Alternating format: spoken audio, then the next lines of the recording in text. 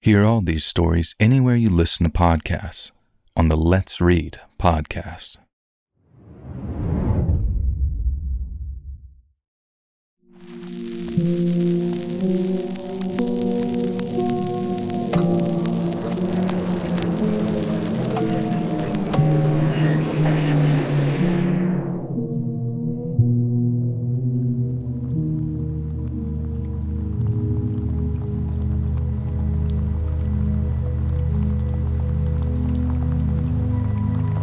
My granddaddy was a Texas Ranger back during the Great Depression.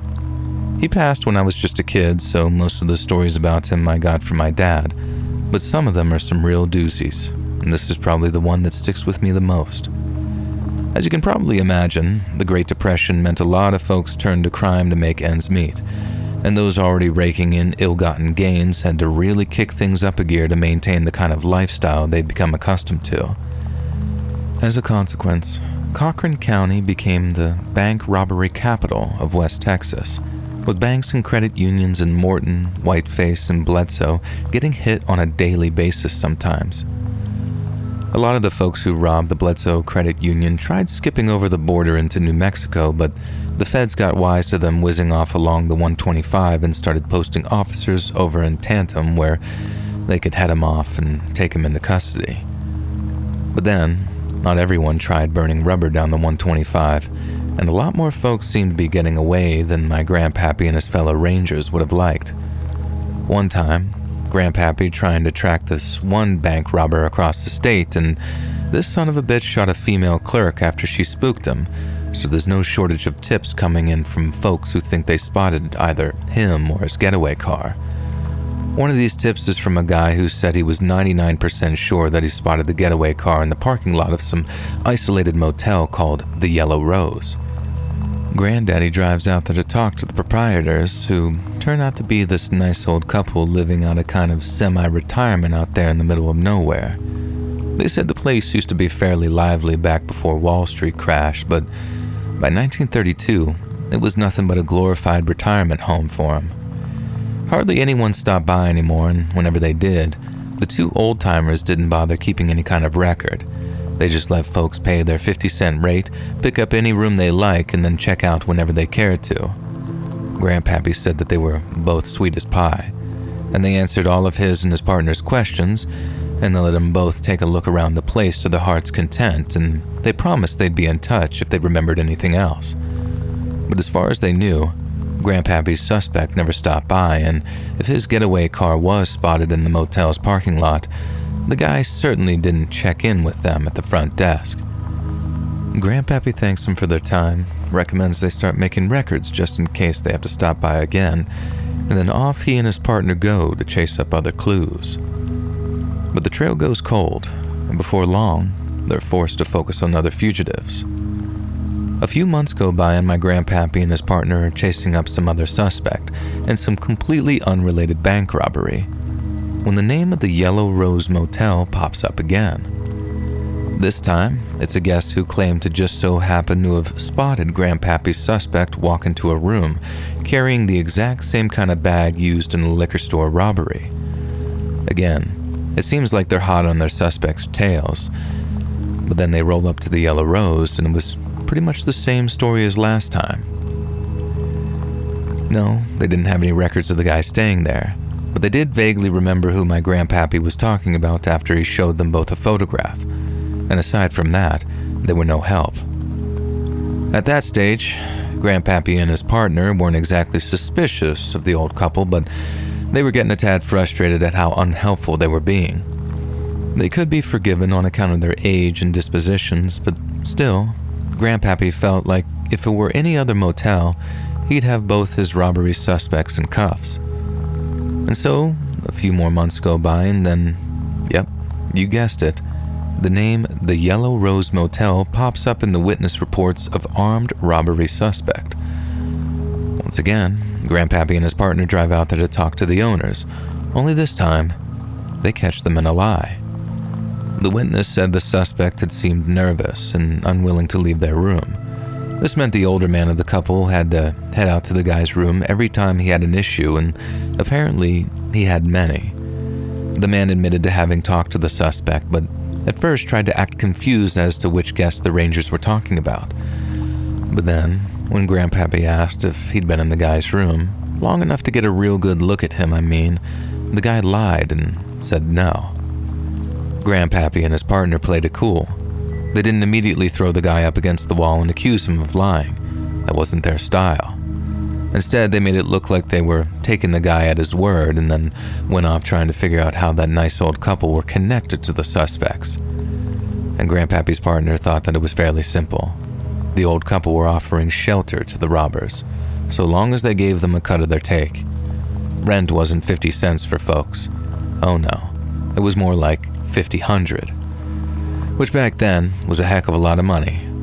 And the only problem was Grandpappy and his partner had to prove that this was happening, and considering they'd already searched the place pretty thoroughly without anything being found, they knew that wasn't going to be easy.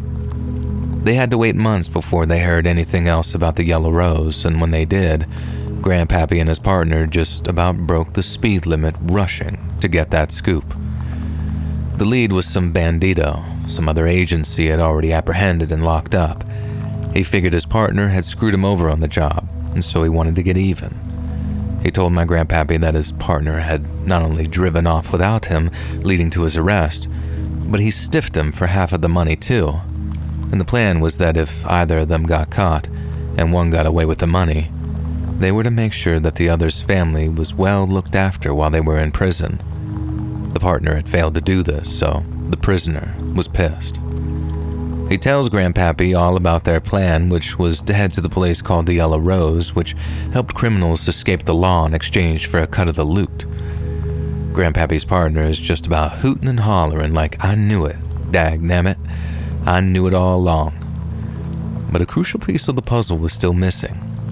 Grandpappy still had no idea how the old couple were helping their guest disappear, and neither did the prisoner, so there was no putting them in cuffs till they figured that out. They thought about it for weeks on end, with their assistant chief breathing down their necks and demanding results. And then in the end, Grandpappy and his partner came up with a plan. They were going to enlist the help of a third ranger, one the elderly couple hadn't met yet, and they were going to send him in undercover as a potential bank robber-looking type guy to buy their services. They thought the idea was foolproof, especially after their fellow ranger got himself firmly into character. They were dealing with low-down, no-good sons of bitches on a nearly daily basis, so imitating one was as easy as falling off a log. And all they had to do was be patient, gain a little trust, and then they were on for a stakeout. So the first step was obviously to have their ranger buddy approach the couple while undercover to see if they'd help him disappear. He walks in, a couple of minutes go by, then out he comes with a bona fide verbal guarantee that if he shows up with the law on his tail and he pays them a couple $100, they'll help him vamoose on down to Mexico where the law will never find him. And after that, it was just a case of picking a date and time, playing a phony news bulletin over the radio so the couple really believed there had been a robbery, and having their ranger roll up on the Yellow Rose, tires screeching, and with a big old bag of money. On the day of the undercover job, my grandpappy and his partner went up to a water tower about a half mile from the Yellow Rose, and they watched the whole thing unfold through a pair of binoculars. Their man rolls up, doing close to 100, runs into the check-in office like a man possessed, and then starts yelling about how the cops are on his tail and he needs hiding. The older man helps hide his car in the garage around back. Then they show him where their secret hiding spot is for their wanted fugitives. Grandpappy and his partner are watching as they take their undercover ranger buddy out of sight, with the plan being that when the couple show him what they do with the fugitive, he pulls a gun and 2 pairs of cuffs and then arrests them both. Grandpappy and his partner had no real idea how long that was going to take because how long is a piece of string, you know? But then 30 minutes go by, then an hour, then 2 hours, and they get to wondering what the hell is going on. There were no wires or anything back then, not like all the sophisticated doodads they got today, so they had to just sit and wait, getting more and more nervous until they decided to head in there themselves to search the place top to bottom again. But then, they do go in, and they go in heavy. They got rangers, local sheriff's deputies, even 2 federal agents that drove up from planes at short notice once they heard a Texas Ranger had gone missing. But it was the sniffer dogs that they brought along that found their missing ranger, and unfortunately, it wasn't because they were trained to smell people. Those dogs were trained to smell blood, and boy did they find a lot of it. Out back near the garage where the old-timer kept the fugitives' cars, there was an old rust bucket of a broken-down truck just sitting there. The dogs were all over it, or more specifically, they were sniffing at the ground underneath it before pointing like they had been trained to. The rangers had the broken-down truck moved, then they take a look at the patch of dirt more closely until they find what they're looking for. It was a carpet, or a sort of rug, and they brushed dirt and rocks over it, so unless you actually walk on top of the thing, there was no way of knowing it was there. They pulled it back, and right there in front of them was a big old iron hatch leading down into what I suppose you call these days a bunker. And inside that bunker was what can only be described as a kill factory.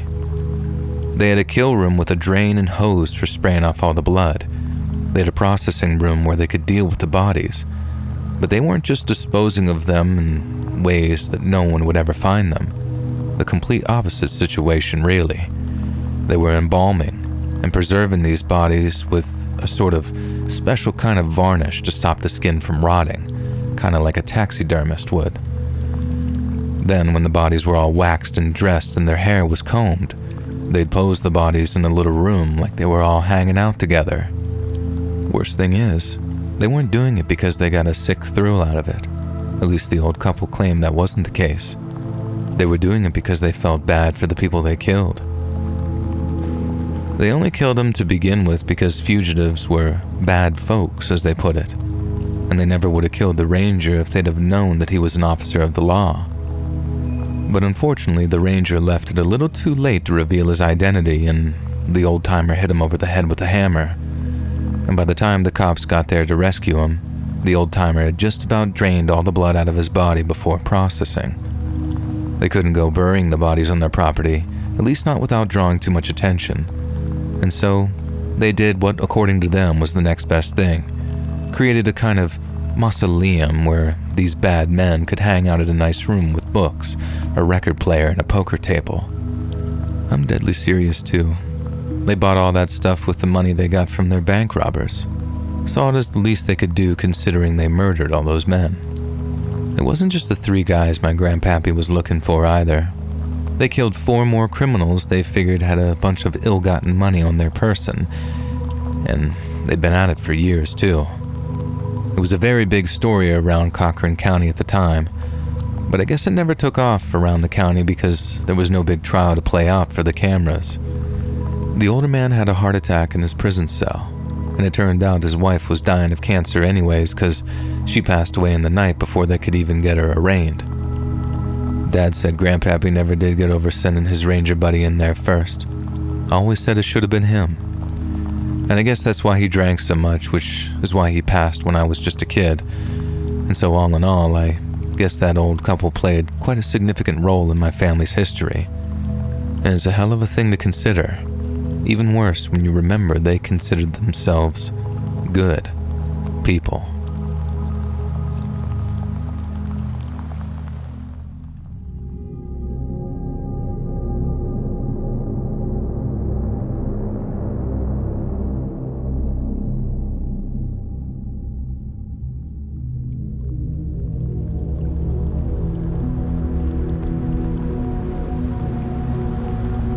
My husband had remained close to his childhood friend, who I'll call John, well into adulthood. They had met in elementary school and became inseparable ever since. When I was dating my husband and met John, I thought he was such a nice guy. He had a very docile nature and a wholesome character. Everyone felt comfortable around him. John was the type of person that could get along with anyone. He was trustworthy, dependable, and genuinely kind. I was happy that my husband was able to keep such a good friend in this day and age when true friendships are so hard to find. Both me and my husband are estranged from our families, so we were lucky to have someone like John in our lives, and we considered him like family. John was a nerd, like us, so we had many of the same interests. We would meet up every once in a while to grab something to eat, catch a movie, or just hang out at the house playing retro board games and discussing technology. We all three had a love of computers, so my husband and John often shared with each other small programs that they could write. My husband and I built computers for a time, and John would come by to give his opinion and advise us on our projects. I suppose the only curious thing about John at that point was that he never really had a girlfriend. In all the years we knew him, he had always been single. He never even dated. I didn't understand why such a nice guy hadn't found someone yet. Our lives seemed to evolve and change, but John just sort of stayed where he had always been, living with his family and never became involved with anyone romantically. And for a while there, we started thinking that maybe he was gay and was simply scared to reveal it since he had a pretty traditional family who he was very close to. And though we wondered amongst ourselves, we never brought it up to him as it seemed kind of inappropriate. It would be like we were invading his privacy or meddling in his life, and we figured that he would eventually find someone when he was ready. John suddenly moved away to a city that was 3 hours away. When he told us, we thought at first that he had decided to finally move on his own, but we were wrong. He had actually moved into a home that his older sister had bought for her retirement. Since she wasn't ready to retire just yet, she was letting him stay there for the time being, and that's when things began to change. John sort of fell off the map. He wouldn't call, he wouldn't visit nor ask us to come visit him. My husband and I figured it was because of the distance. Also, he was probably settling into his new place and getting accustomed to a new city. But time continued passing, and I could tell my husband was really missing his friend. And I had to admit that I was too. We had such good times together, and it was so unlike John to disconnect like that. It was so difficult to get in contact with him on the phone, and he wasn't very active on his social media either. And I started to worry about him. I also didn't want my husband to continue distancing himself from his best friend, as it could become permanent. And so I made it my mission to reignite our friendship. I called John and arranged for us to go visit him. Surprisingly, he didn't seem to even acknowledge the fact that it had been about 2 years since we had last seen each other. When we arrived at his place, I was taken a little aback, as I hadn't been expecting what I saw. The house was in a pretty secluded neighborhood in the middle of nowhere, actually, and I didn't know how he could get used to it here, going from a big city and all. And also, I hate to say this, but the house seemed dirty and messy. And John told us that he had transferred his job to this new city, even though they offered him a promotion. He had declined it, and he didn't want to work the extra hours. I looked around and thought that this made sense, since it seemed like John didn't like leaving the house very much, and I chuckled to myself as I thought the house looked more like a bunker than a home. To my dismay, I saw that John had his own room, as if he was still a teenager. In fact, it was decorated as if that is exactly what he still was. It was a mess in there. Computers and computer equipment on the floor, wires everywhere, clothes thrown about all over the place. And John said his sister came to stay every other weekend, so she had the main bedroom for herself. He expressed how he hated for his privacy to be interrupted when she stayed over, but what could he do? And I thought to myself that he could just get his own place, but I didn't say it out loud. We all decided to go to dinner and browse some of the stores in the area, and I couldn't help myself any longer and asked John why we had lost contact. It had become so difficult to get a hold of him lately, and he kind of just shrugged it off and said that he had been so busy with the move that he must have lost track of time. He didn't ever want to lose contact like that with us again, and he appeared genuine, but something felt off to me. His answers were too short and generic, as if there had been some sort of script or he had practiced somehow. My husband told him that he thought that he would have had his own place by now since he moved all the way out here, and John said that it was just financially easier this way. Again, another short and very generic reply. I asked him if he was seeing anyone, and he said that he wasn't in a position to really do that right now, as he really wanted to get his finances in order first. I thought that every reply he gave made sense and was perfectly reasonable, but I also knew that he was lying. Rather, he was hiding. I just didn't know what it was.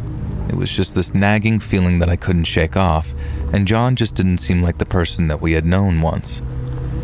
My husband and I drove home, kind of confused but glad that we had spent some time with our old friend, and it had been a long time coming. John certainly answered all of the questions that we had been curious about. We believed that now that we had resumed contact that we would see more of him, but that didn't happen. John continued to be distant. His social media continued to not be updated, but I did notice something strange. Since I have him as a friend, I could see whatever he did that was public. And I noticed that he was liking Nickelodeon programs and would sometimes make comments on their posts. The comments would just mention how good a show's last episode was or how he couldn't wait to find out what happened next. And I found this kind of odd. His comments also seemed to have been written by someone much younger and not a man in his late 30s, who still watched kids' programs at that age. Oh well, I just chalked it up to John always having been sort of innocent, I guess. And besides, some adults still watch cartoons, right? I suppose there isn't anything too weird then with an adult liking kids' sitcoms.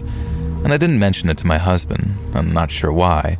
I just felt like I was, once again, a little nosy, invading John's privacy somehow. After all, it's not like I had purposely searched for this information. Besides, what would be the point of even mentioning it? It's just TV shows. And over the next couple of years, John visited us one time.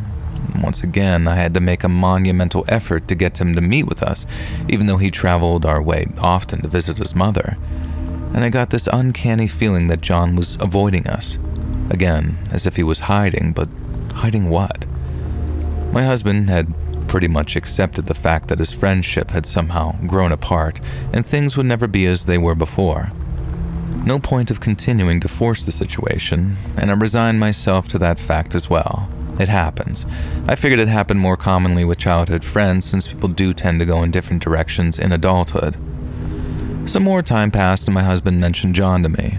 He told me that he had wondered what he'd been up to and how it seemed like no matter how hard he tried, he kept losing contact with him. I could tell my husband was annoyed and couldn't call John because he was upset, and I decided to just give him a call myself. I hoped he still had his same number, and luckily he did. John informed me that he had recently moved back in with his mother. She needed him to be closer to her due to her ailing health, and I told him it was good he was back because we were planning on visiting my father so we could swing by and see him as well. And for the first time, John actually sounded strained and evasive. It didn't sound like himself at all. He told me that he really hadn't been expecting to move back, so he was having trouble getting settled in. And for this reason, he said that he would not be able to meet with us this soon. We would have to meet the following month. And that struck me as strange since his mother's house was the house he grew up in. He had his own bedroom there, so why would it be so difficult to settle in? I accepted his wishes though and told him that the following month we would plan on hanging out for sure. Nothing could have prepared me and my husband for what happened next though. As the month we were supposed to meet approached, my husband called me to come downstairs and look at the TV. He then said to hurry, and I thought he was just being dramatic since he sometimes did so to get me to go see what he was watching, so I reluctantly went downstairs. I immediately noticed that he was white as a sheet. Now he had my attention, and I asked him what in the world was wrong now. He told me to look at this as he holds the remote in his hand, pointing it to the TV. And I sat down next to him and he starts playing a news segment that was showing a courtroom. Suddenly, John is led in by a bailiff wearing an orange suit with his hands and feet shackled. And I literally did a double take as I couldn't believe that it was the same person. I thought my husband was joking and was playing a video showing John or a look-alike like John, but there was no denying it was truly him. His full name was right there on the screen. The newscaster said that yet another man, John, has just been arrested in connection with one of the largest child trafficking rings that has been dismantled in recent history. John was just one of the many individuals who had been caught when the police successfully obtained their information from a website on the dark web that had been shut down for featuring and spreading CSAM, or child exploitation material. The investigation had been going on for a few years, Both of our mouths were wide open as we stared at the TV in disbelief. My husband told me that he had been searching for a local TV show when he came across this. He told me he just couldn't believe it. He must have watched it over 20 times before he called me downstairs to see for myself, and I was speechless. Sometime later, when the initial shock subsided, my husband went online to search more information, and it appears that John's mother's home and his sister's home had both been raided, and they found hundreds of child exploitation content on his computer. John must have been collecting them since his youth. There also had been a DNA match.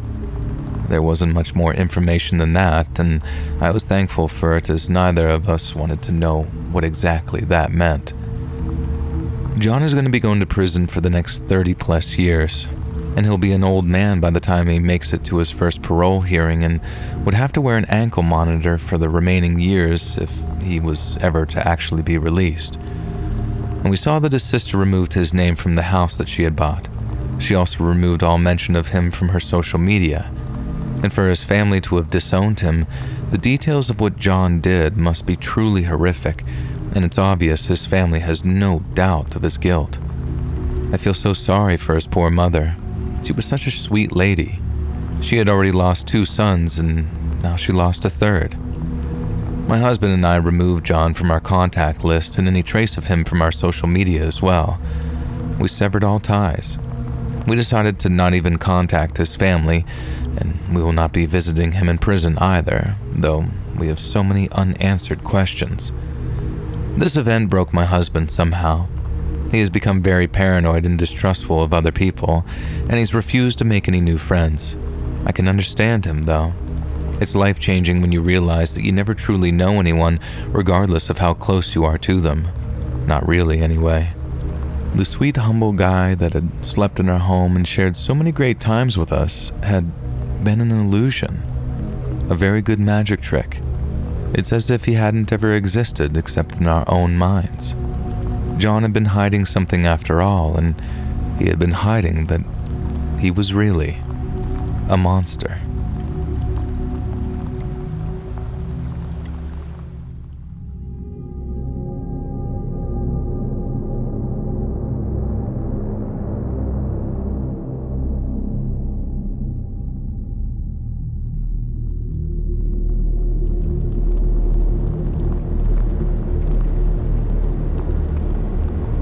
Many years ago, I decided to take a road trip from Florida to New Mexico to visit my adopted Aunt Linda. She's my adopted aunt because, well, I didn't have much family growing up, and since she was years older than me and treated me like family, I just started calling her my aunt one day, and it kind of stuck. We first met when we were living in Clearwater, but she developed respiratory problems as she got older and moved to live with an old friend of hers in the drier climates near Albuquerque. We had a sort of tradition of having a fancy day from time to time, where we'd really treat ourselves, go shopping, then go eat somewhere incredibly fancy as like a sort of big morale booster. And when we first met, I wasn't doing so great. I was young and fresh out of a relationship, and part of being my shoulder to cry on was taking our very first fancy day, which fast became a tradition. And so to save enough money as possible on that trip, so I could spend as much money as I wanted while I was in Albuquerque, I started looking for cheaper hotels and motels outside of Shreveport city limits, which is where I usually spent the night after around 12 to 13 hours of driving. I found what I thought was a cute little guest house called the Hotel de Ville, and at $20 a night, it was considerably cheaper than most of the other options in downtown Shreveport, and it looked considerably nicer too. I called in advance to make sure that they were okay with late check-ins, and I mean late too, because I sometimes didn't make it to Shreveport until late at night or very early in the morning. But then, once they confirmed that they could handle that, I booked a room and was excited to see what the place was like in person. If it was as nice as it looked, then I'd probably be a returning guest around 2 or 3 times a year. But as it turned out, I'll never be going back to the Hotel de Ville for as long as I live. And so, like I said, I didn't get to Shreveport until late at night. But just as they said I'd be able to, I checked in with the late-night desk clerk and was given my room key. The place seemed really nice, but when I asked how many guests they had checked in, the desk clerk said that I had the place to myself. I thought that was kind of odd because nice hotels like that are very rarely empty, but having the place to myself felt kind of luxurious, or maybe more like peaceful. And so instead of overanalyzing the situation, I just went to my room and got ready to take a shower. I didn't unpack right away. I just grabbed what I needed for my shower, which included a toothbrush I hadn't taken out of the wrapper yet. I unwrapped it, opened up the little mini trash can to throw the wrapper away, but noticed that there was no trash bag in there. You know, like the little white kind that goes in the smaller cans like that.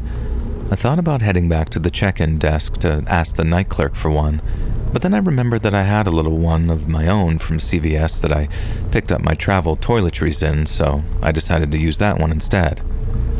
I opened up the trash can and found it was one of those where you have to sort of slide out the plastic liner before putting a new trash bag in, so that's what I did. But then, I slid out the little black liner. I saw someone had scratched a single word into the plastic. Trafico. Now, from having told this story so many times now, some of you are probably going to be yelling at your phones or computers or TVs or whatever, something like, how could you not know what that means? Well, although I don't speak Spanish, I kind of do know what that means. It's just that what you're probably thinking right now didn't occur to me at the time at all. I was so tired from driving for so long that I honestly just thought, what a weird place to tag something like that. Like, of all the places to scratch your name or probably a nickname by the looks of things, why do it there, where most likely only the hotel's housekeeping would see it? I shrugged it off, put the trash can back together with a bag in it, and then threw away the wrapping and box for my new toothbrush and toothpaste. I then took a shower, walked back into my room, toweled off, and then started looking around for where the room's hairdryer was kept. And since from experience that's usually the deepest drawer or cabinet in the desk or bedside table, that's where I went first. I checked the little cabinet and the bedside table first, and bingo, there was the hairdryer. But after I took it out, I saw that there was a little piece of paper underneath it. Now, my first thought was something like, this better not be a piece of paper that says not working or all that, because I was very much looking forward to actually drying my hair. It's kind of relaxing and soothing. But when I took it out and unfolded it, I saw that all it said was, "Help me." And the second I laid my eyes on those words, my heart kind of skipped a beat. I checked the back of the paper, but there was nothing. That's all it said, "Help me." I looked around the room again, my eyes darting to every corner as this sudden feeling that something was badly wrong took hold of me. I was irrationally terrified that someone was in the room with me, but it was just me, alone with this creepy silence in the air. I didn't know what else to do. I wasn't sure if just a note was enough to call the cops over, so I took it down to the front desk to ask the clerk what he thought we should do about this. And the guy was still there, sitting at the desk reading a magazine and looking like he'd rather be at home in bed.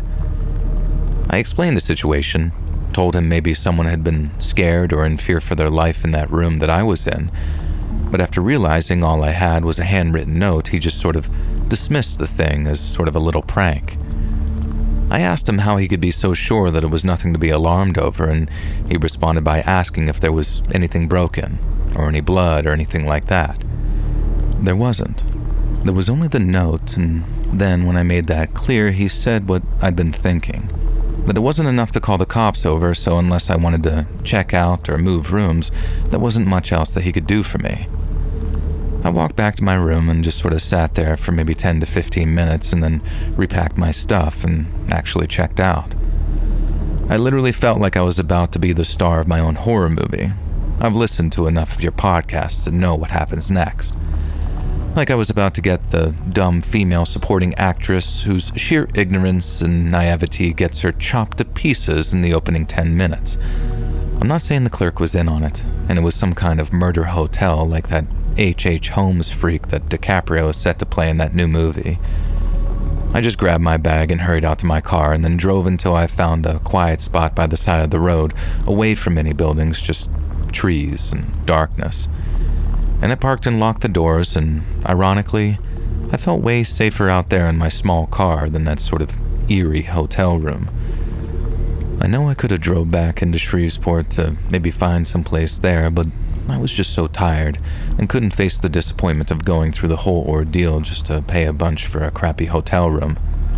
I tried to sleep, but even with how exhausted I was, it took me way longer than it should have. I couldn't stop thinking about that note, and I settled on the thought of I really hoped it was a prank. Because the idea of thinking someone had left that note there, genuinely, and I found it out way too late, it just made me sick to my stomach. With the attitude the clerk took of just, oh well, it was probably just a prank. It's no wonder you hear all these horror stories about women getting kidnapped and trafficked in those kind of places. Oh yeah, and back to that traffico thing.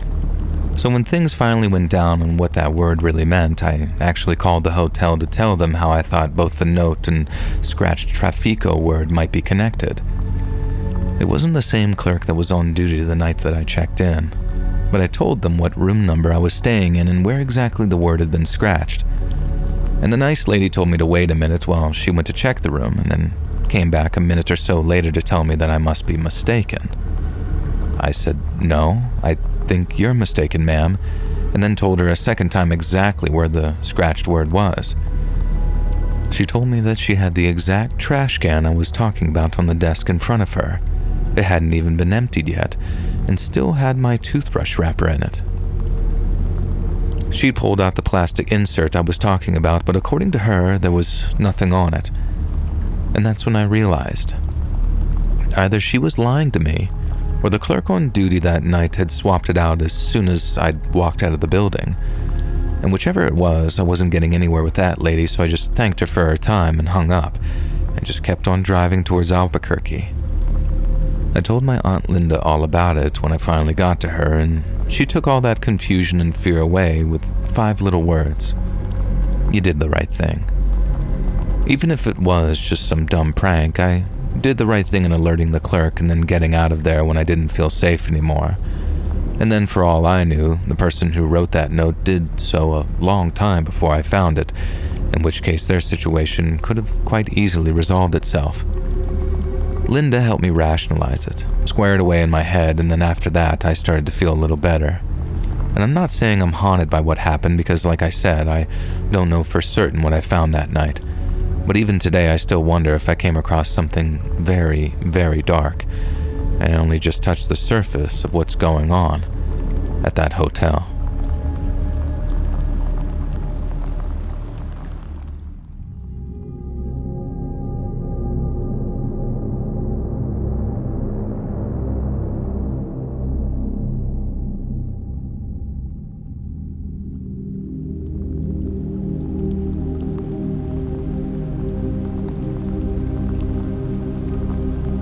I was almost killed by my ex-boyfriend, and I'll be changing the names to protect myself. Now I'll start with a quick backstory. At the time of the attack, I was 19, almost 20. My ex, Gavin, was 27, and we had a big chow-chow and a cat. The dog was his and the cat was mine. We lived in a 3-bedroom house. A few months before, we had allowed a friend to stay with us, Lacey, and it didn't end well, as she was just sort of taking advantage of us. The week leading up to the attack, Gavin had just gotten back from his work trip, which I believe was about 3 to 4 weeks away from home. And the week that he was back, he was completely out of it, unable to complete a thought. I'd ask or tell him something, and less than 5 minutes later, he'd completely forget or just not have heard me, just off in some other world almost. Then one day, I was very frustrated with all of this, and I'd ask for help with chores or for him to take the garbage out, only to be ignored. One day, he said that if it continued, he wanted me to slap him. Now, we had gone out for dinner with his mom 2 days prior to this attack, and she was obviously very worried about him, as there was clearly something wrong. And at the time, the only mental disorder that he had or was aware of was OCD, though I am now even more convinced that it's not what he had by any means. And the day of the attack, we had just gotten back from grabbing some takeout and were sitting on the couch in the living room. I had been painting my nails while he was playing Mario Kart, and he looked over at me and said, "Lacey put a curse on my family." I was dealing with my own really poor mental health at the time, so I wasn't really in a space where I could be focusing on his. I have BPD, and I wasn't sure what to do. So I suggested that he hop in a cold shower, as it had helped him earlier in the week to reset a bit. He walked into the bathroom, muttering to himself, and it just felt so off. Now, I don't know how to describe it. I just didn't feel safe. And I walked over and asked if I could call his mom for a bit, maybe invite her over for supper, kind of beating around the bush that I wanted her to come help him. He looked at me and just started yelling that all he needed was me. I walked out and started toward the living room as I was calling his mom. He came out of the bathroom naked and started yelling at Ollie, the dog, to discipline me and attack me. Mind you, he was trained as my guard dog. And at this point, I believe his mom had answered the phone and heard what was happening. He started calling me Lacey and saying that I needed to pay for what I did. I immediately ran into the bedroom with my phone, and his mom was still on the line. He kicked down the door, smashed my head into our mirrored closet doors, and threw my phone to the ground. He was screaming that he was going to kill me. I scrambled out of the bedroom, trying to get to the front door, and as I was passing the kitchen, he got a hold of me and wrapped his arms around my throat, again saying that he was going to kill me. I remember looking over to the table and seeing my cat, Sterling, all puffed up, and I had never seen him so scared. I was fighting to not go unconscious, and I couldn't breathe. I clawed at him, just trying to get his arms off my throat. I remember starting to see black specks in my vision and thinking, am I going to die? What is he going to do with my body? Then he started asking me if I knew what it was like to have unspeakable things done to me. And this is the part where I'm not sure if he was actually out of his mind. I have been assaulted inappropriately before, and it had been a year that month, I guess, and I was very open about how that had been affecting me and open about telling him. He threw me to the ground and put his foot over my head as if to stomp on it. And this was the only time that I had seen his eyes throughout this attack, and they were almost lifeless. His pupils were so dilated you could barely see the iris, and he was yelling over and over again, "Admit it, Lacey. You know what you did, admit it." I just started apologizing, doing and saying anything I could to make him happy. And this seemed to work as I got the opportunity to scramble to my feet and race out the door, and I just wished that I'd left the screen door open. I ran from house to house in nothing but shorts and a sweater in February in one of the coldest provinces in Canada. I had gotten to maybe 2 to 3 houses before I heard Ollie screaming, and it's a sound I can never get out of my head. I just dropped to the ground, screaming and crying, "Gavin, leave him alone," as I knew in that moment that he killed my dog. At this point, a bunch of the neighbors had heard me and came running to help. An older couple called the police and brought me into their home, not knowing if they were putting their own lives at risk. My parents were living in a completely different province.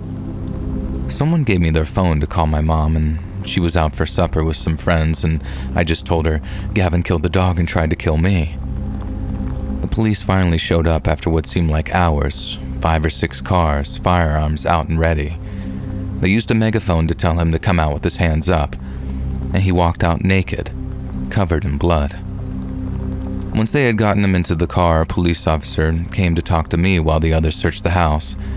And shortly after, an officer came up and asked how many dogs we had, and I told him 1 and a cat. I asked if Ollie was still alive, and they told me that he was dead in the bathtub. Gavin had killed him in the living room and then brought him into the bathroom, filled up the tub, and put Ollie's body in it.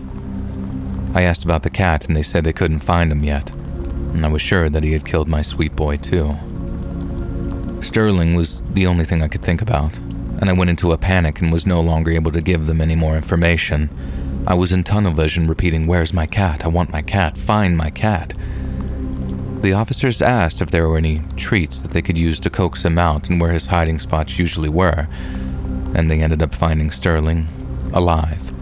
But he was so scared and attacking the officers They had blocked off the worst of the scene, so they had me go in to get him. There was still so much blood, and the smell of blood and feces was overpowering. Sterling was in the bedroom on the bed, just crying. I scooped him up and asked the officers to find my vape. And as I was walking out of the house, Gavin's mom had just gotten out of her car. She asked me where Ollie was, and all I could say was, Gavin killed him. And she just dropped to the ground and started bawling. 2 weeks later, Sterling and I were on a plane to my mom's. The court case took over 2 years, and I later found out Gavin had loaded our guns. And I never wanted to know how he killed Ollie, but when going through the evidence, an officer mentioned a baseball bat, not knowing that I didn't want to know. He only got 10 months of house arrest for all of this. And to this day, 2 years later, he still tries to contact me, blaming me for not getting him help earlier.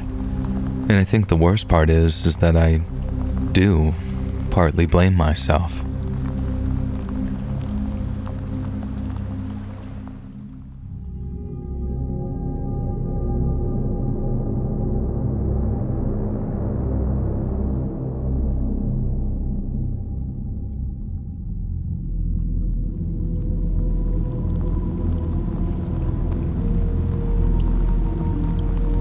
Nestled along the banks of the Taedong River, the North Korea capital of Pyongyang is perhaps one of the most unsettling and enigmatic places on Earth. Befitting its moniker, the Hermit Kingdom grants entry to only a limited number of curious tourists each year, and those welcomed are subjected to incredibly strict regulations. Visitors must always be accompanied by a guide and are only permitted to visit a handful of carefully selected and delicately curated locations. Then, as for their accommodation, visitors are usually checked into one of the only hotels in the entirety of North Korea that permits foreign guests, a stark beige monolith known as the Yeonggakdo International Hotel. At 400 meters wide and deep enough for the passage of large ships, the Taedong River is one of the largest in North Korea and boasts a great number of larger and smaller islands. One of these islands, known as Yeonggak, is located almost smack bang in the middle of Pyongyang and is home to the eponymous International Hotel.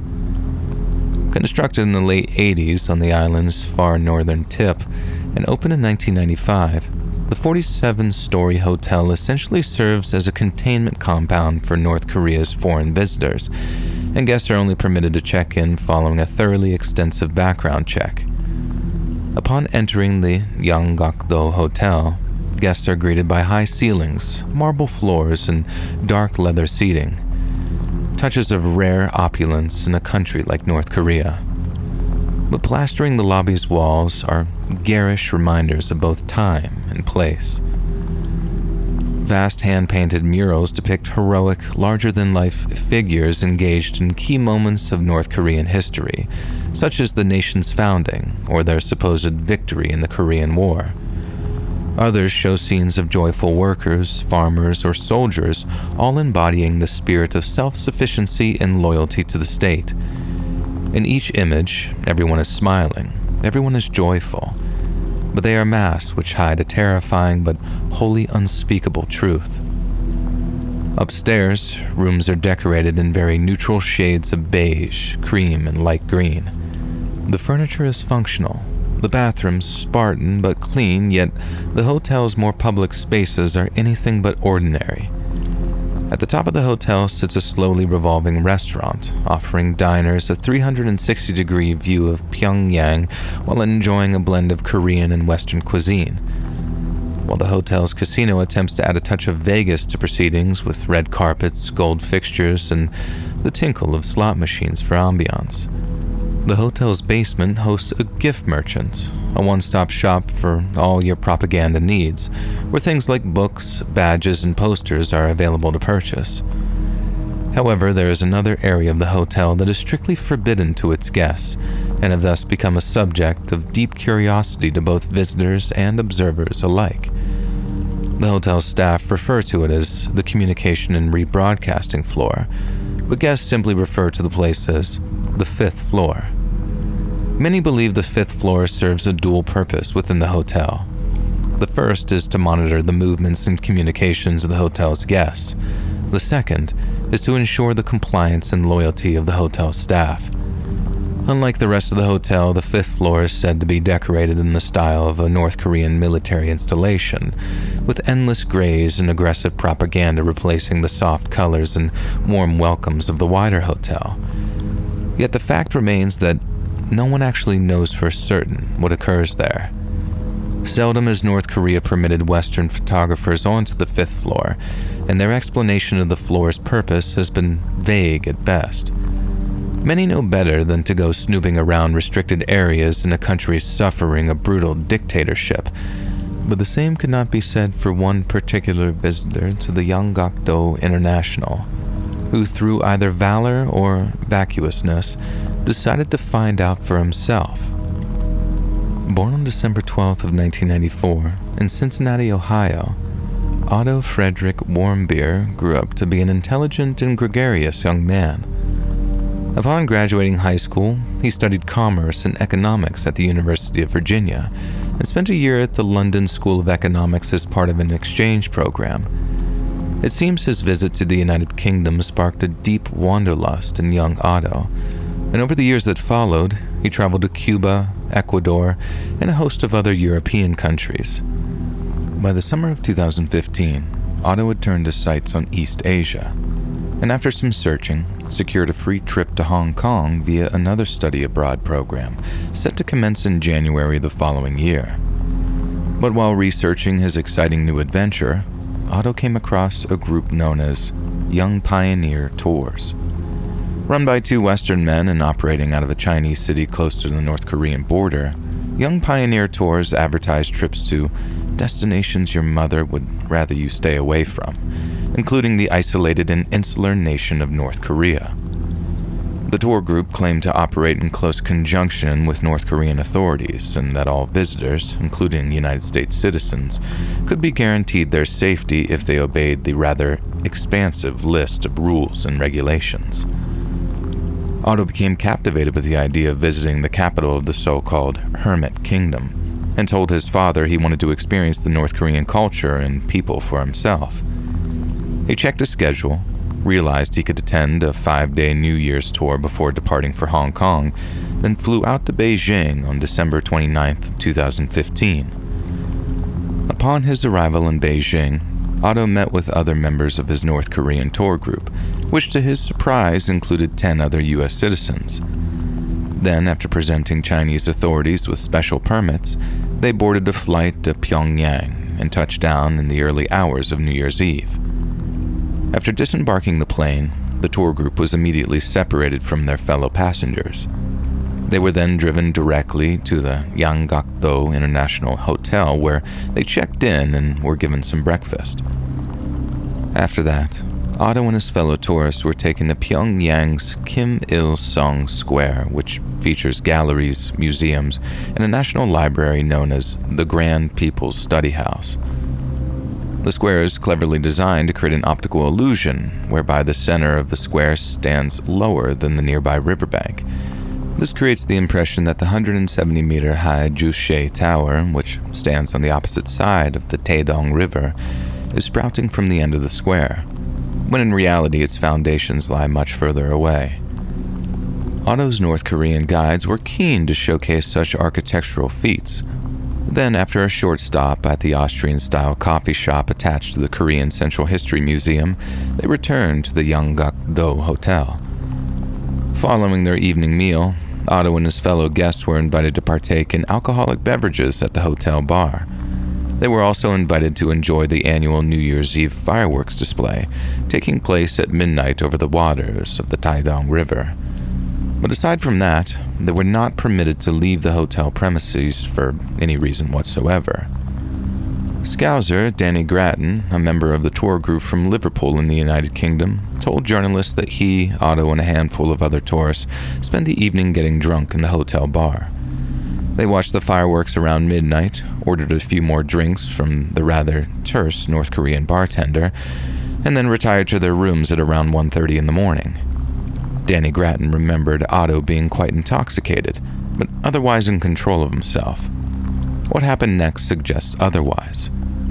Otto was known to thoroughly research his prospective travel destinations, and he'd no doubt done a lot of prior reading to the Yanggakdo Hotel.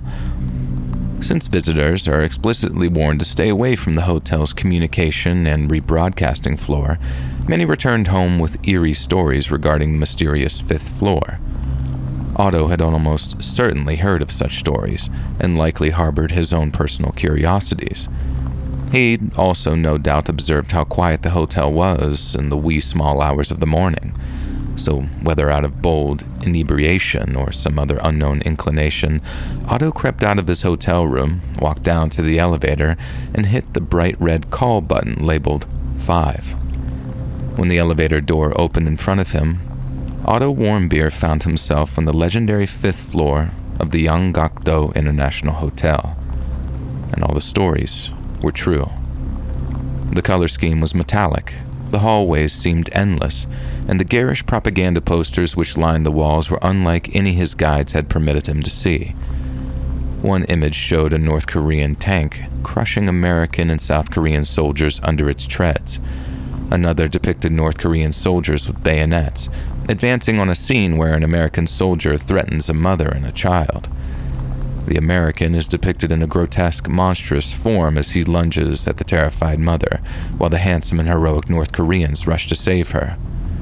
Other posters depicted the U.S. Capitol building, and the moments before being struck by a North Korean nuclear warhead. "The U.S. will be crushed first if they invade us," the caption read. Otto was no doubt exhilarated to have snuck onto the 5th floor, and after perusing the hallways for a few minutes, he decided to head back to his room for the night. But not without grabbing himself a little souvenir, in the form of a North Korean propaganda poster. It's unclear which poster he took, and frankly, no one is 100% certain if he even stole one or not. But 2 days later, as Otto arrived at Pyongyang International Airport to await his flight back to China, he was arrested by North Korean officials. Danny Grattan, the Liverpudlian on the tour, later issued a statement to the Western press. "No words were spoken," Grattan said. 2 guards came over and simply tapped Otto on the shoulder and led him away. "I just said kind of quite nervously, 'Well, that's the last we'll see of you.' There's a great irony in those words because that was the last physical time I saw Otto, ever.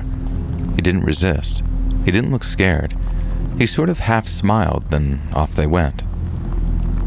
As the decidedly nervous tour group boarded their plane, Grattan hoped Otto would suddenly walk through the hatch, a relieved smile on his face.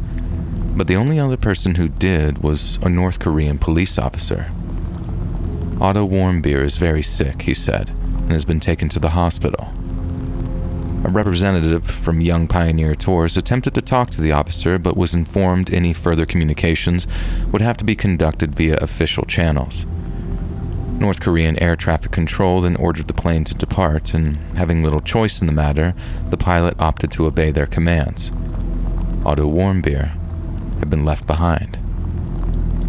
In the days that followed, the country's state-run Korean Central News Agency announced that Otto had been detained for a hostile act against the state.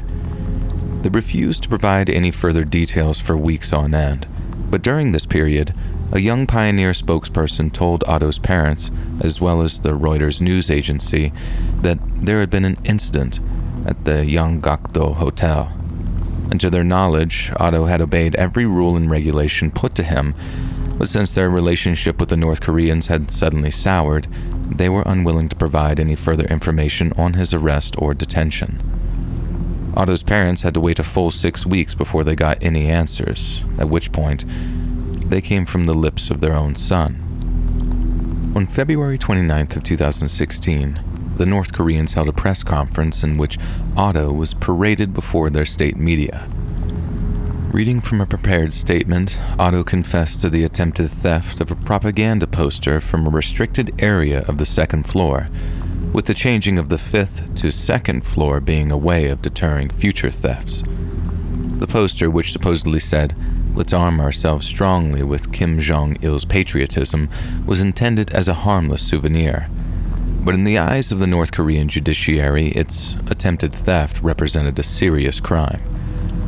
Otto also went on to state that the attempted theft had been committed on behalf of a Methodist church in his hometown, as well as a secret fraternity at the University of Virginia known as Z Society.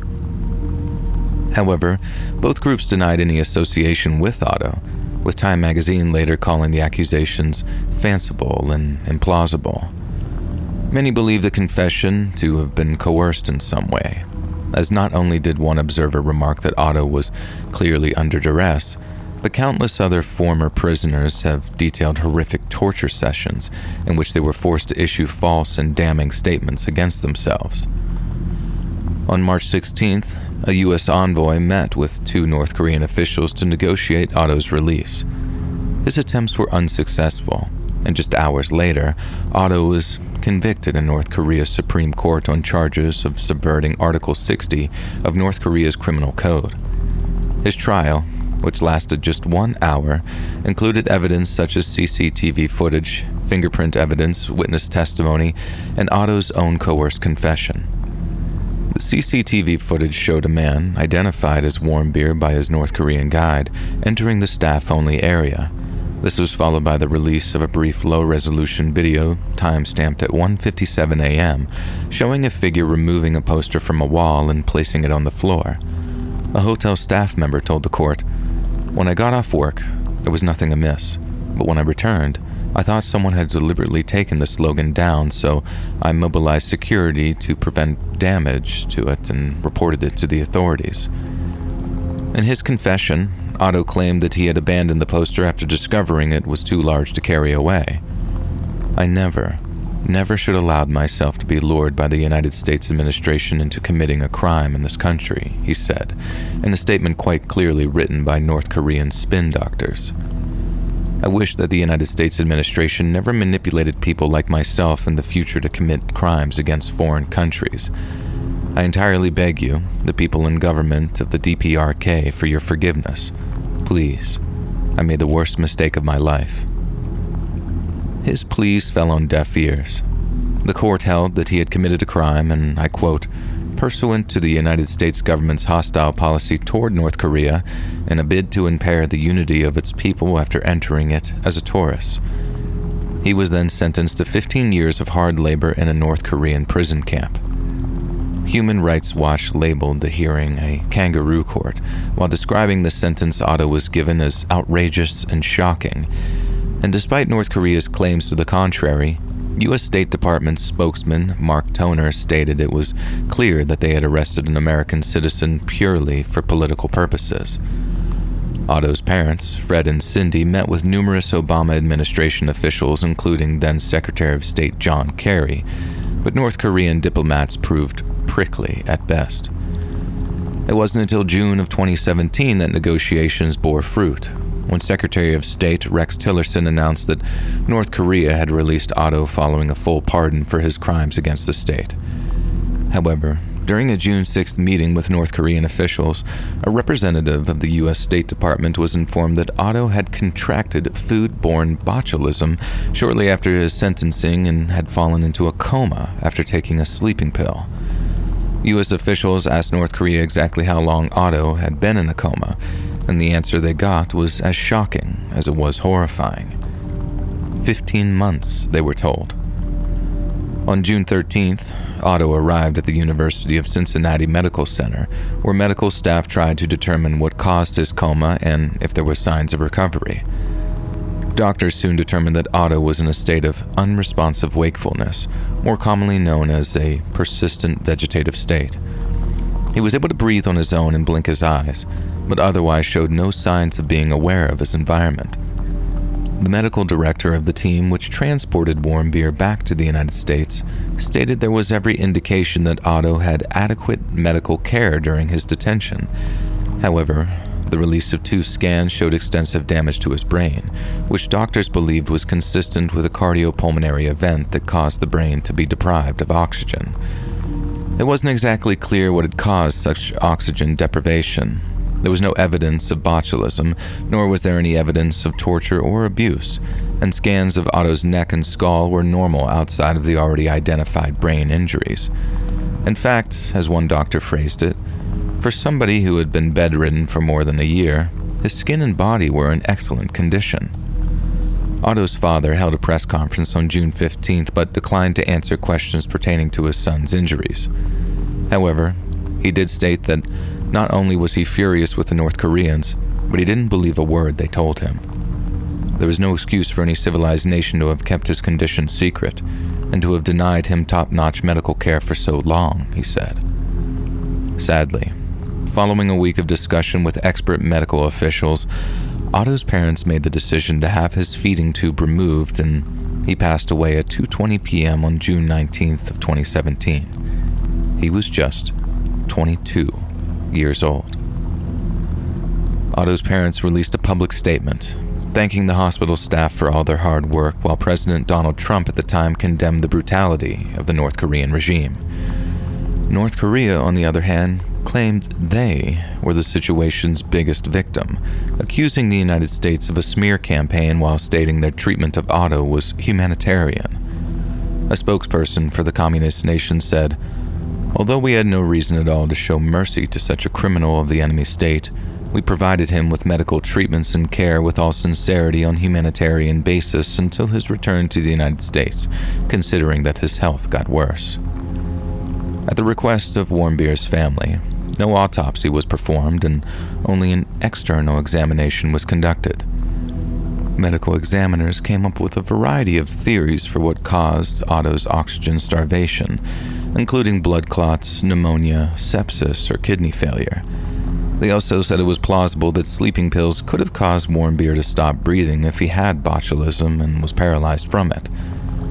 University of Cincinnati doctors found no evidence of botulism, yet several experienced neurologists asserted that, given the length of time before Otto's return to the United States, botulism could not be altogether ruled out. The U.S. coroner who examined Warmbier's body after his death said that Warmbier's body showed no obvious signs of torture, but the word obvious is doing a lot of heavy lifting in that sentence. Otto could have easily been subjected to advanced forms of water torture. In fact, some have theorized that being waterboarded too heavily was the exact cause of Otto's oxygen starvation. Many who asserted that Otto had been tortured in direct contravention of the coroner's reports were ridiculed by those who failed to take such methods of torture into account. But in 2019, a Korean-American businessman detained at the same time as Otto claimed he'd seen a young Western man, almost fainting, and being dragged across a hallway by investigators with his head and face soaked with water. This sighting might have taken place just moments before Otto fell unconscious, never to wake up again. Otto's funeral was held on June 22nd of 2017 at his former school, Wyoming High. More than 2,500 people showed up to say goodbye.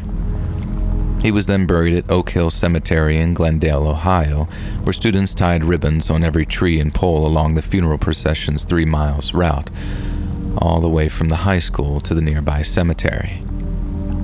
A week later, the United States government announced that it would ban American tourists from visiting North Korea, with Warmbier's detention and death being cited as a contributing factor.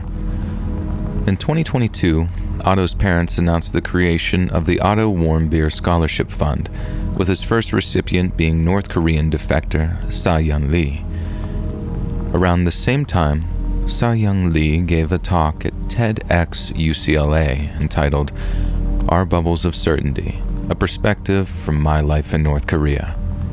It's a very poignant talk and one highly recommended to those who wish to know more about the Orwellian horrors of the Hermit Kingdom. Michael Kirby, chairman of the United Nations Commission of Inquiry on Human Rights in North Korea, once wrote that Otto's fate has become a metaphor, a kind of symbol, of a big story about thousands of nameless statistics locked up and oppressed in North Korea. They are voiceless, but Otto Warmbier speaks of their suffering from his grave.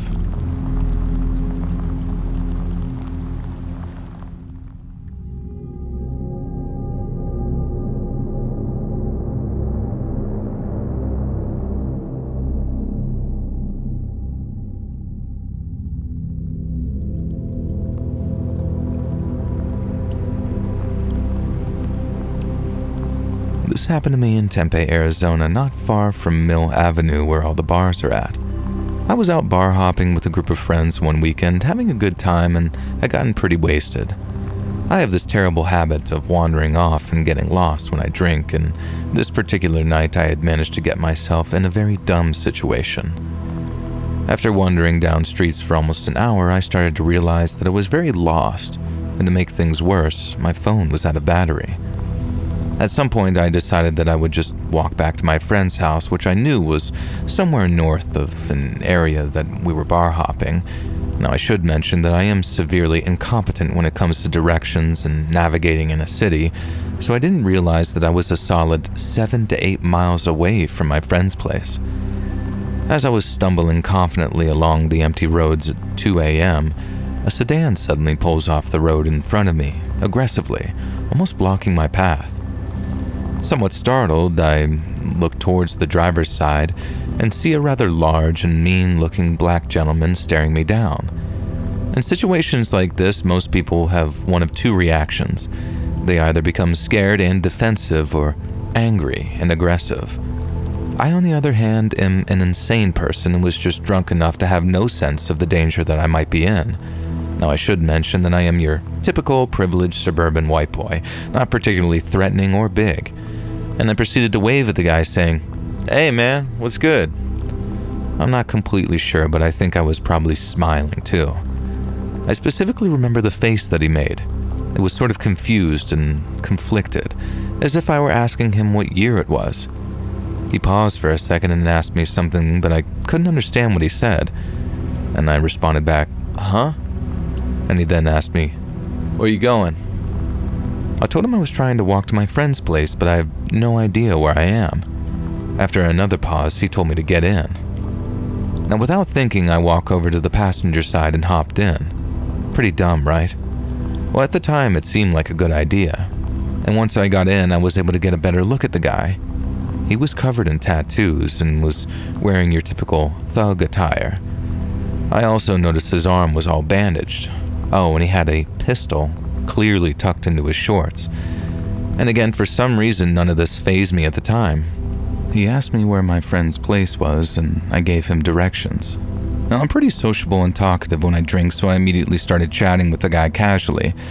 I don't remember exactly what we talked about, but eventually he started telling me that he had just gotten out of the hospital after being treated for a gunshot wound on his arm, and his girl just broke up with him because of it. Apparently, she didn't like that he was in a gang and getting into gunfights. Go figure. He then told me that he was real pissed off about her and about getting shot, and he was driving around looking for someone to rob when he found me, and that he has served time for robbery in the past. At that point, my drunken brain started to connect the dots, and I thought about the roughly $200 that I had in my wallet at that very moment. But instead of freaking out, I just said something like, "Damn, man, that's rough." He also told me that he really wanted to be a rapper, and he was trying to get his music career started. I tried to be supportive, telling him to just go for it. And about 10 to 15 minutes later, we pulled up at my friend's place. Now, this is when I should have just gotten out of the car and told the armed man thanks for the ride, but again, I'm an insane person and felt like I owed him one for taking me all the way there, so I asked if he wanted to come in and smoke some, and he said he was down. At this point, my friends had already been back for a while and were all wondering what had happened to me. And as you might expect, they were awfully surprised when I showed up with a strange black guy who I now knew was a gang member who had debated robbing me at gunpoint. What the dude did next sort of sketched everyone out, though. My buddy lives in a house with a few other people. His room is at the very end of the hallway, and that's where they all were listening to music. He also has a huge safe in his closet that is visible as soon as you walk in the room. I didn't realize it, but my new friend had brought his gun inside with him, and shortly after entering the room after everyone said what's up, he took his gun out of his waistband and put it down right on top of the safe in front of everyone. It seemed like a really odd thing to do, but it was a lot better than what he could have done. I feel like it was a sort of show of respect, like he wanted to show that he wasn't going to use it. Luckily, I do have super chill friends, so they acted cool and were about to roll up a blunt, so a few minutes later we all went back to smoke, leaving that gun in his room. The dude chilled with us for a while longer and actually seemed to get along with some of my friends who had a similar interest in music. He then picked up his gun off the safe and left without incident. Looking back, I realized that could have gone much, much worse, especially since my buddy had a lot of cash in that safe and could have easily robbed us at gunpoint at any time. And I like to think that although he was a criminal and a gang member, he was also just a guy going through a hard time, and a little kindness and marijuana prevented that night from going very, very bad.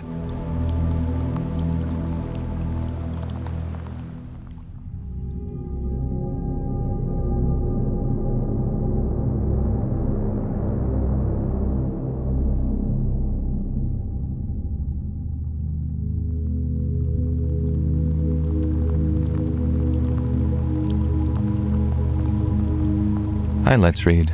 My name is Dinesh and I was born in Sri Lanka, but I've been living and working in Mumbai, India for the last 20 years. My daughter came across your YouTube channel around Halloween of last year, and at first, I wasn't sure if she should be watching such scary stories. But since she started watching, her colloquial English has improved a lot, and I'm happy to say that you're having something of a positive influence in her life. There's also another, albeit a little bit of an unusual reason why I'm happy she's watching your channel, and that's the fact that you take viewer submissions. She's 14 years old now, and although we have a fairly good relationship, there have been times when we've gone through some strain. Now, for example, when she was 12, she got into a habit of slamming her bedroom door whenever she was angry with school or her friends or what have you. Every time she did, which wasn't very many times, I was absolutely livid, more furious than she had ever seen me before. She felt victimized, and I can understand. Her brother has broken a window with his cricket ball before, and I didn't get as angry as I did. And I tried explaining that it was the sound that bothered me so much, but she didn't understand and wouldn't accept my apology. But she doesn't understand because there's something she doesn't know. And it concerns something that happened to me just a few years before she was born. Something that resulted in me suffering from a very prolonged and very acute post-traumatic stress disorder. For the life of me, I can't find it in myself to tell her what had happened to me. And so instead, I think I might ask you to do it for me. I used to be employed as a floor supervisor at the Taj Mahal Hotel here in Mumbai. And I first got the job in early 2008 when I was still just the tender age of 24 years old. I was very proud of myself to attain such a lofty position at such a young age, because it came with a lot more prestige and pay due to the heightened responsibility. It could be very stressful at times, because my bosses could be very hard on me, but it meant that I could seriously consider starting a family as my salary and lodgings had made me a very eligible bachelor. Just under a year into working there, I thought I could see myself working here for a long time. But then one night, everything changed. It was around 9:30 p.m. when it started. The hotel was bustling with guests and staff, and we were all very busy, and it was business as usual. Then suddenly we heard what sounded like firecrackers coming from the lobby downstairs. But our confusion turned to pure terror when we realized it wasn't firecrackers. It was gunfire, and our terror only intensified as the sounds drew closer. I was in the lobby when I saw people running, their faces painted with panic, and I remember the distinct smell of gunpowder drifting in the air. I remember ducking behind the reception desk. My heart was pounding at a mile a minute, and over the chaos, I could hear guests screaming as they tried to make sense of what was happening. These terrorists were members of a group who called themselves Lashkar-e-Taiba, who are a Pakistani-based militant group, and after forcing their way through the main entrance of the hotel, they began firing indiscriminately. They had automatic weapons, and their bullets tore through marble and wood, and the destruction from just a few bullets was horrifying. They tore that hotel apart.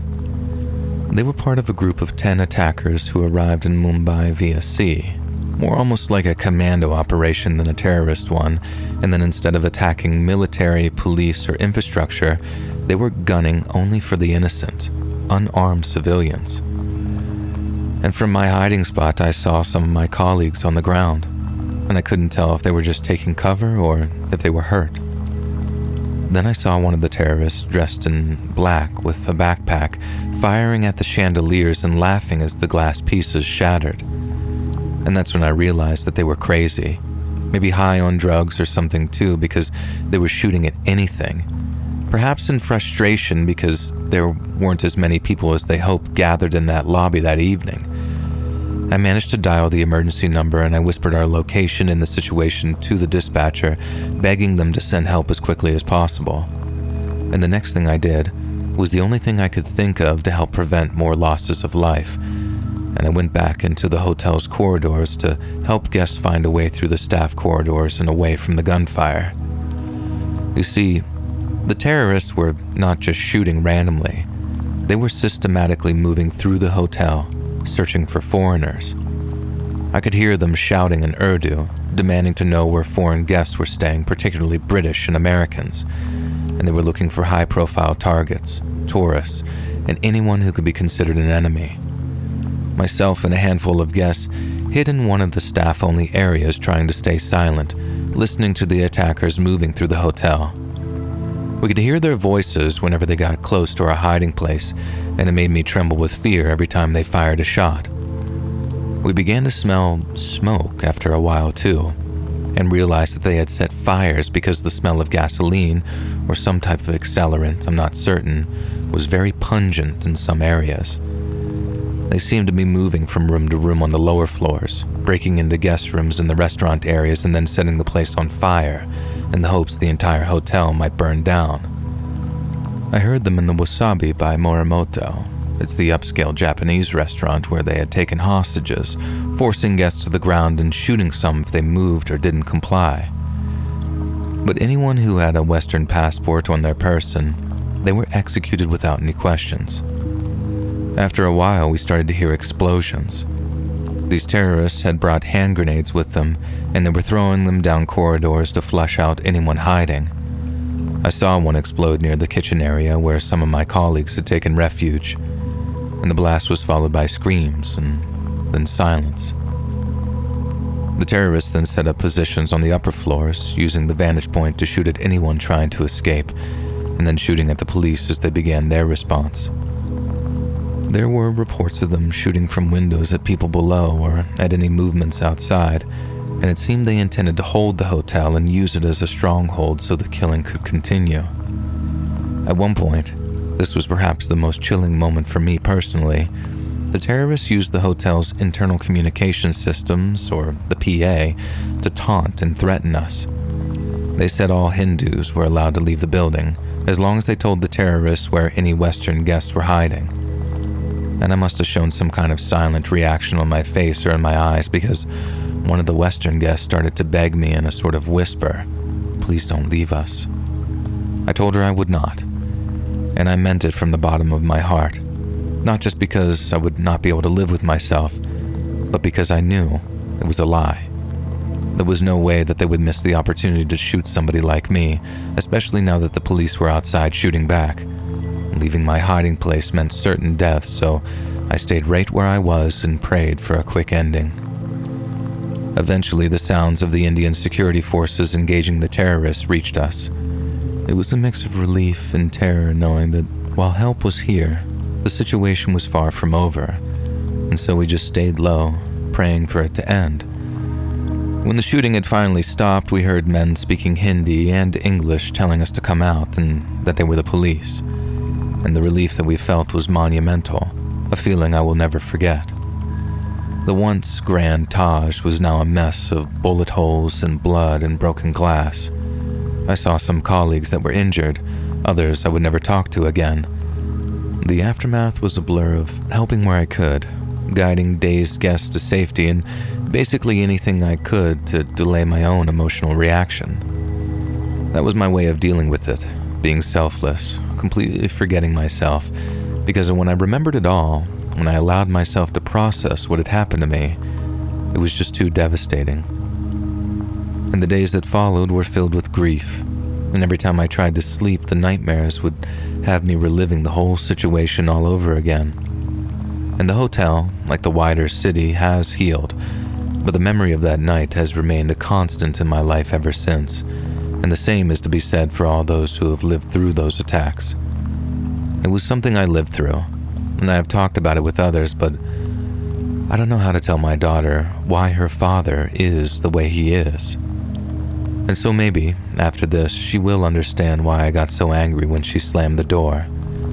It wasn't anger that she was seeing, it was fear, because that noise took me right back to the Taj, on what I thought would be my last night on Earth.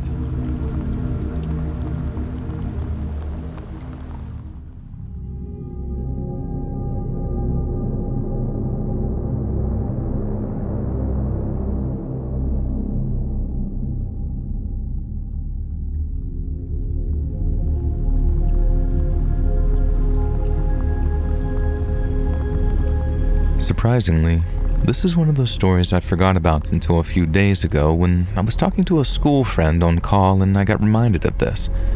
She was pretty freaked when I told her. You see, this happened when I was roughly maybe 7 or 8, so some of the details are a bit fuzzy, but I remember it pretty vividly. This may seem like unimportant context, but my family had just moved to America and were renting the top portion of your regular suburban house in a pretty safe cul-de-sac.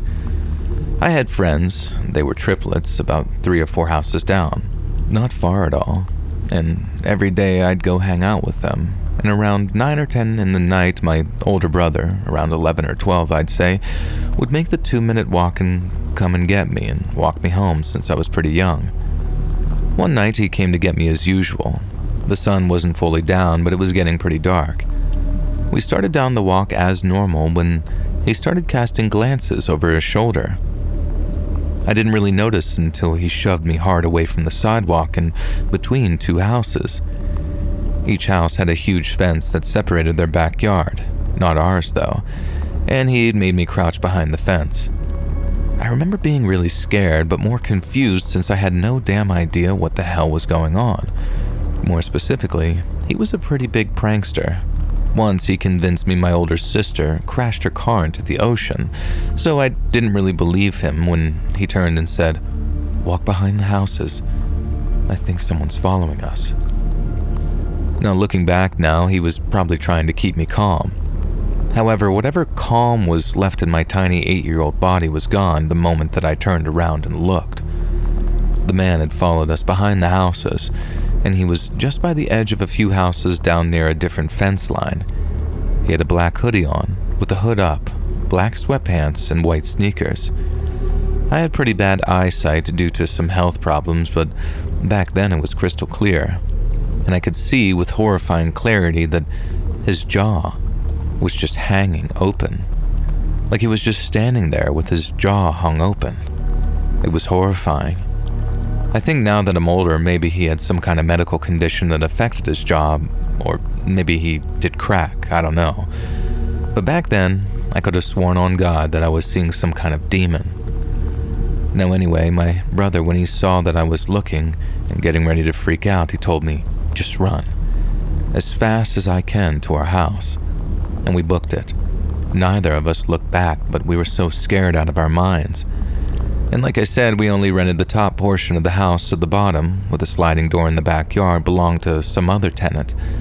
I don't remember if she was home or not, but I remember tugging that thing open and locking it as fast as I can, and when I looked up, he was there in the yard, a little away from the door, just staring at us, with that jaw.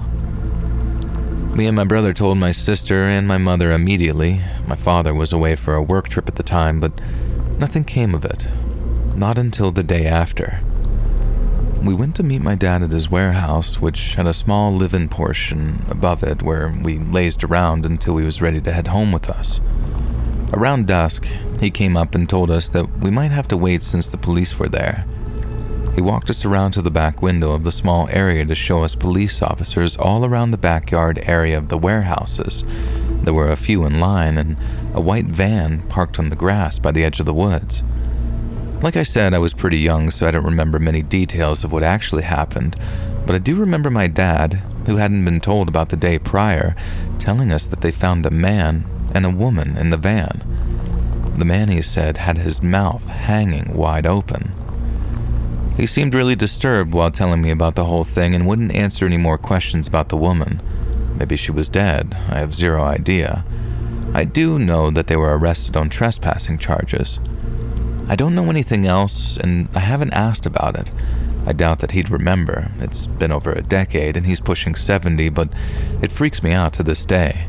I still can't believe it happened, and I don't have any answers for it. I talked to my brother briefly about it in hopes that he remembered more than I do, but all I got was a long tirade about whatever medical condition the guy probably had for his mouth to be like that. He's an annoying medical student now, and sometimes I think maybe the guy didn't mean any harm and was just drugged out of his mind, but this was in the world's safest neighborhood and doesn't explain why or how he showed up at my dad's workplace.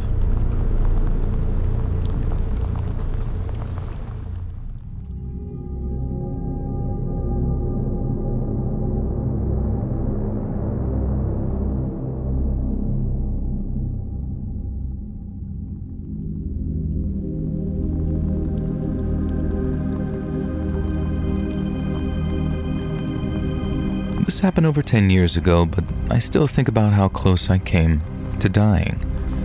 I was already with my future husband when I met his cousin, and we had a lot in common. We'd both struggled with addiction and anorexia. We talked on the phone and met up to eat and see a movie, but he kissed me in his car, so I decided it was best if we just stopped talking. I told my future husband about the kiss, and he was understanding. I didn't tell him that his cousin got extremely upset over me turning him down. Some time passed and we started meeting up as friends. Since we were both starving ourselves, we always went to the same place, but after a couple of times I felt like it wasn't healthy for either of us to meet up. He asked me to meet up one last time and I stupidly said yes. We went to our place and during dinner he was talking about his apartment and job, how happy he could make me.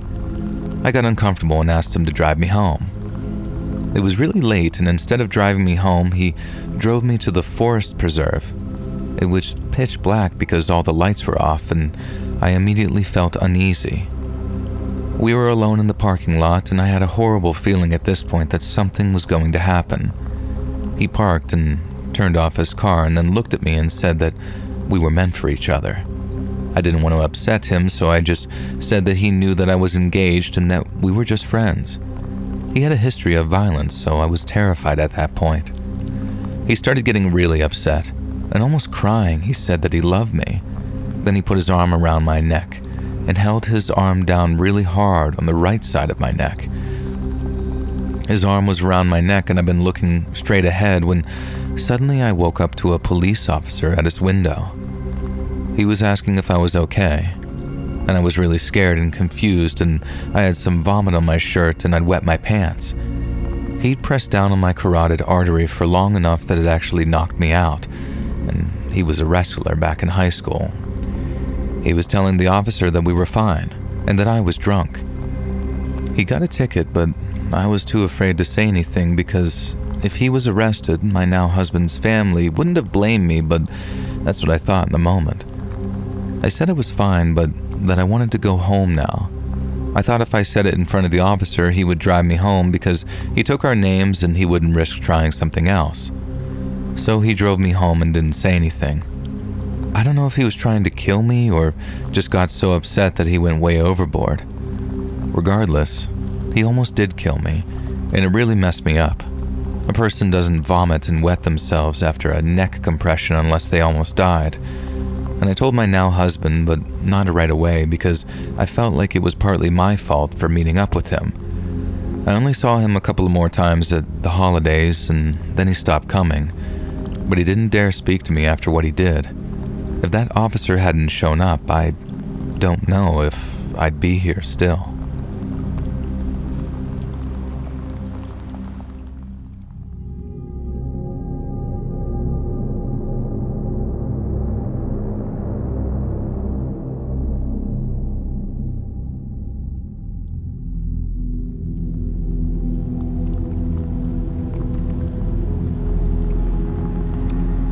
This happened several years ago. While it may not be as scary as some of the stories here, It was definitely one of the most terrifying, bizarre encounters I've ever had. I'm 33 and I live in the rural Midwest.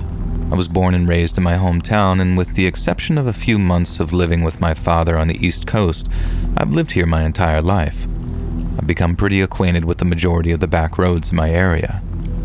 One such road is an old highway that no longer has the traffic of days prior to the construction of the interstate that runs through the town. It's a long and winding road that offers gorgeous scenic views during the day and a quiet escape from the city at night. Along this road is a small lot with no more than 10 parking spaces, 2 picnic tables, and a single trash can. It's easy to miss due to the heavily wooded area surrounding it and the majority of the rest of the drive to it. And due to its secluded nature, it had played host to a fair share of teenage debauchery. I myself spent many a Friday night smoking away with my friends there.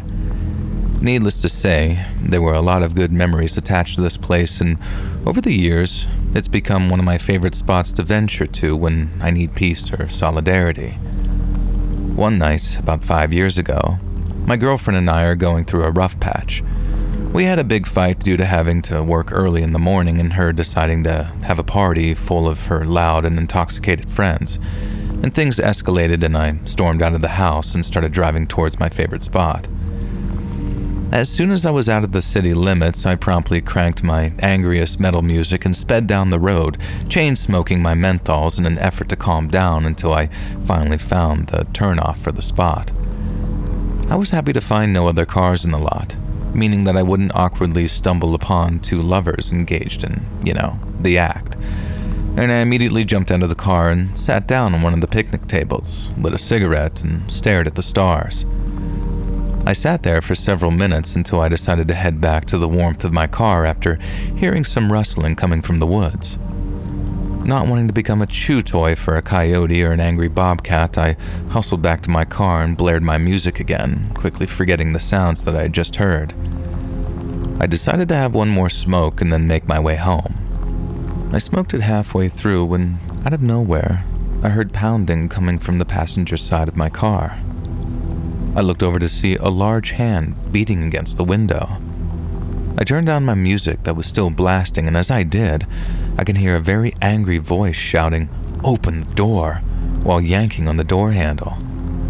Thankfully, my doors were locked, and after a few moments, the man disappeared from the passenger side and then reappeared out of the driver's side window while screaming and cursing at me to open the door.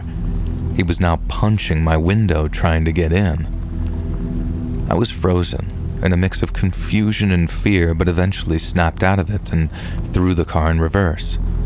It was so dark that I didn't get a good look at the guy, except for a split second he was illuminated by my headlights. He had a black zip-up hoodie with the hood up, a dark gray t-shirt and a ball cap. He was a stocky guy and had to be well over 6 feet as he towered over my Sonata.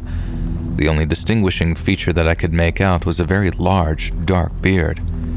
And I noped out of there real quick. I floored it across the parking lot and back towards the highway, and that's when I heard it. A loud bang that sounded like a gun. I slammed my foot on the pedal, took the first turn I could find, and once I was sure that no one was following me, I slowed down and realized that I was doing 90 on a gravel road. At the time, one of my best friends worked for a nearby gas station, so I made my way to tell him the whole story. We looked over my car thoroughly and found a couple of dents on top of the car and what looked like a boot print on my passenger door. We talked it over and ultimately decided to not call the police. It was a 20-minute drive to the location from the closest town. We were sure that the guy would most likely be gone by the time anyone got all the way out there. And yes, I realized that was probably ignorant of me in hindsight. I'm still baffled by this encounter. I don't know if this guy wanted to rob me, steal my car, or worse, but I'm glad that I made it home in one piece.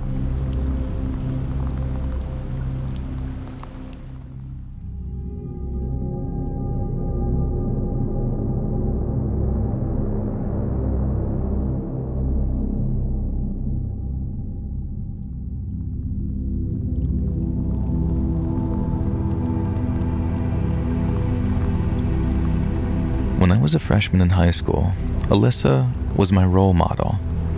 Alyssa was a senior. She was so gorgeous, confident, smart, effortlessly stylish, and always owning the room. Back then, I was too shy to talk to her.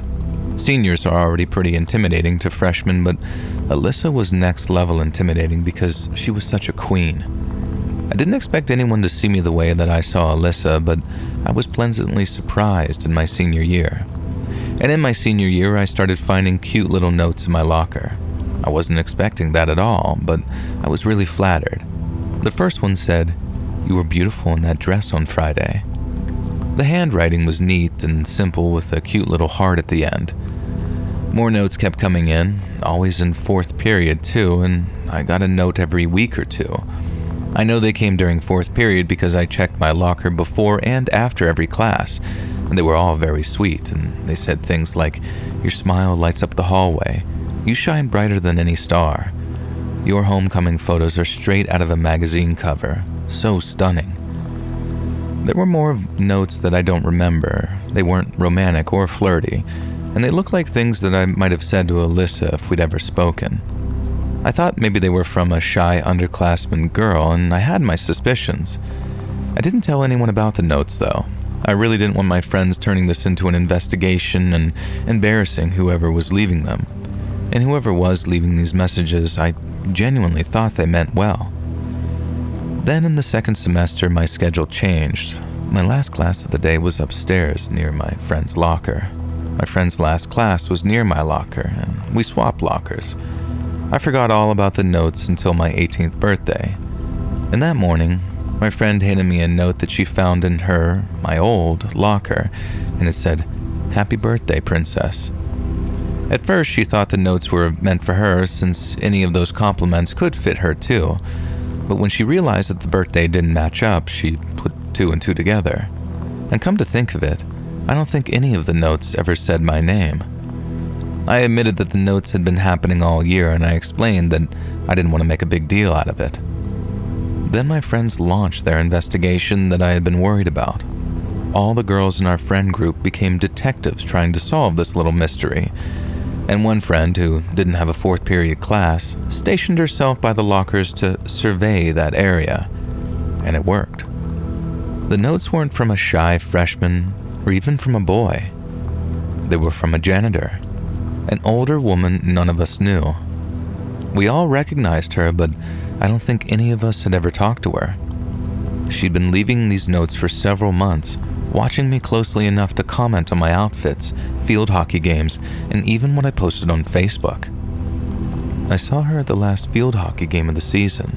She sat quietly in the stands. That was the only time that I noticed her watching me, but I have no idea how I didn't notice her watching me before. None of us brought this up to her, and she hadn't done anything technically wrong. But it all felt so unsettling in a way that's very hard to explain.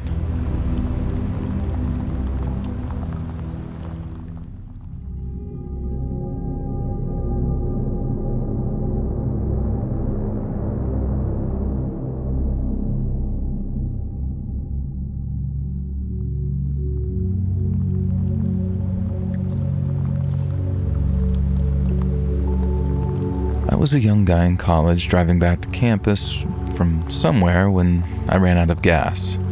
It was getting dark, maybe 6 or 7 p.m. When I realized the gas had run out, I turned off the main street, and then with my car's remaining momentum, I glided until I stopped in front of some random house. I sat in the car, trying to think if there was anyone I knew with a car who had stayed on campus for winter break. No dice. So then I resigned myself to the fact that I needed to walk to the nearest station, fill up the little gas can for my trunk, and walk back. I grabbed the canister, and before I started walking, I leaned on the front of my car and looked up directions. And just then, a woman pulled into the driveway. She was also college age and wearing some sort of server's outfit, like she worked in fast food. I was parked right out front of her house when she noticed me. She approached, a little hesitant, and asked if I needed help. And I said honestly, yeah, I'd just run out of gas, and according to my phone, we were kind of a far walk from the Chevron. She looked at me like she had just seen a ghost, though. And at first I chalked it up to it getting late, me being a guy and her trying to gauge if I was actually screwing with her. But it really struck me how afraid she suddenly looked. I tried to assure her that I had the gas can and didn't need to go with her or anything, that I could actually pay for it. And she took the can but refused any money. I waited there for a while. She came back, handed me the canister, and then just stood there for a second, and I could tell that she was deciding whether or not to say something. Then she just straight up asked, "Do you want to hear something weird?" "Of course," I said. And she says, "Today at work, I got this prank call, but it was a weird prank call and all that. It was just the guy on the other line kept asking me over and over, 'Have you ever run out of gas?'" And after she told me, we both just kind of chuckled, not really knowing what to say except thanks and take care. And it genuinely gives me chills every time I think about it.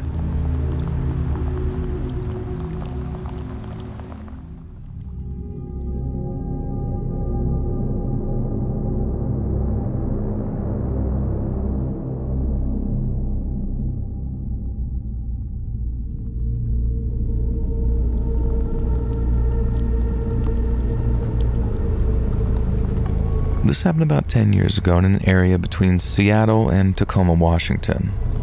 My friend, we'll just call him R, and I used to regularly go to Tacoma to sing karaoke at a bar there. And to be honest, I don't think I've ever seen the city of Tacoma during the day. Now anyways, it's about 1 or 2 in the morning and we're heading back to Seattle and we have to stop for gas. He pulls over at this station and I'm buzzed and feeling good, so this creepy station doesn't even really register with me. As I'm sitting, messing with the radio, suddenly my door swings open. I only saw a flash of him because it was all blindingly quick, but he was kind of medium height, dark-skinned, like too much tanning that is, and had a blank stare and tattered clothing. I remember he had a black jacket too, like leather or something, but it was torn and holey. So here I am trying to pull the door closed, and I'm realizing this man is very strong, and he almost won the tug of war with me trying to slam the door closed, and if my adrenaline hadn't kicked in, I don't know. I do finally manage to get it closed after maybe only a few seconds and immediately start looking around for my friend, panicked and concerned and confused. R had already been yelling at the guy to get the F away from my car, and surprisingly, the man listens. R isn't the most intimidating looking guy or anything, but maybe the guy didn't want to cause a scene. I don't recall there being anyone else outside the station with us that night, but R was being very loud and forceful. So, I'm watching the man walk away and he's not looking back at us or making a sound that I can hear, which is what made this entire thing more unusual. R gets back in the car and he's usually calm, but deadpan. Like when you see something terrible but you're too scared to move. I look to see where he's looking and he's looking at the creepy guy who's now facing us with that same emotionless stare, just watching us leave the pump and back towards the street. And my eyes are on him the entire time too. We book it out of there, and that was the end of that. And to this day I don't stop at a gas station at night at all if I can help it, unless another car is there or it's on a busy street.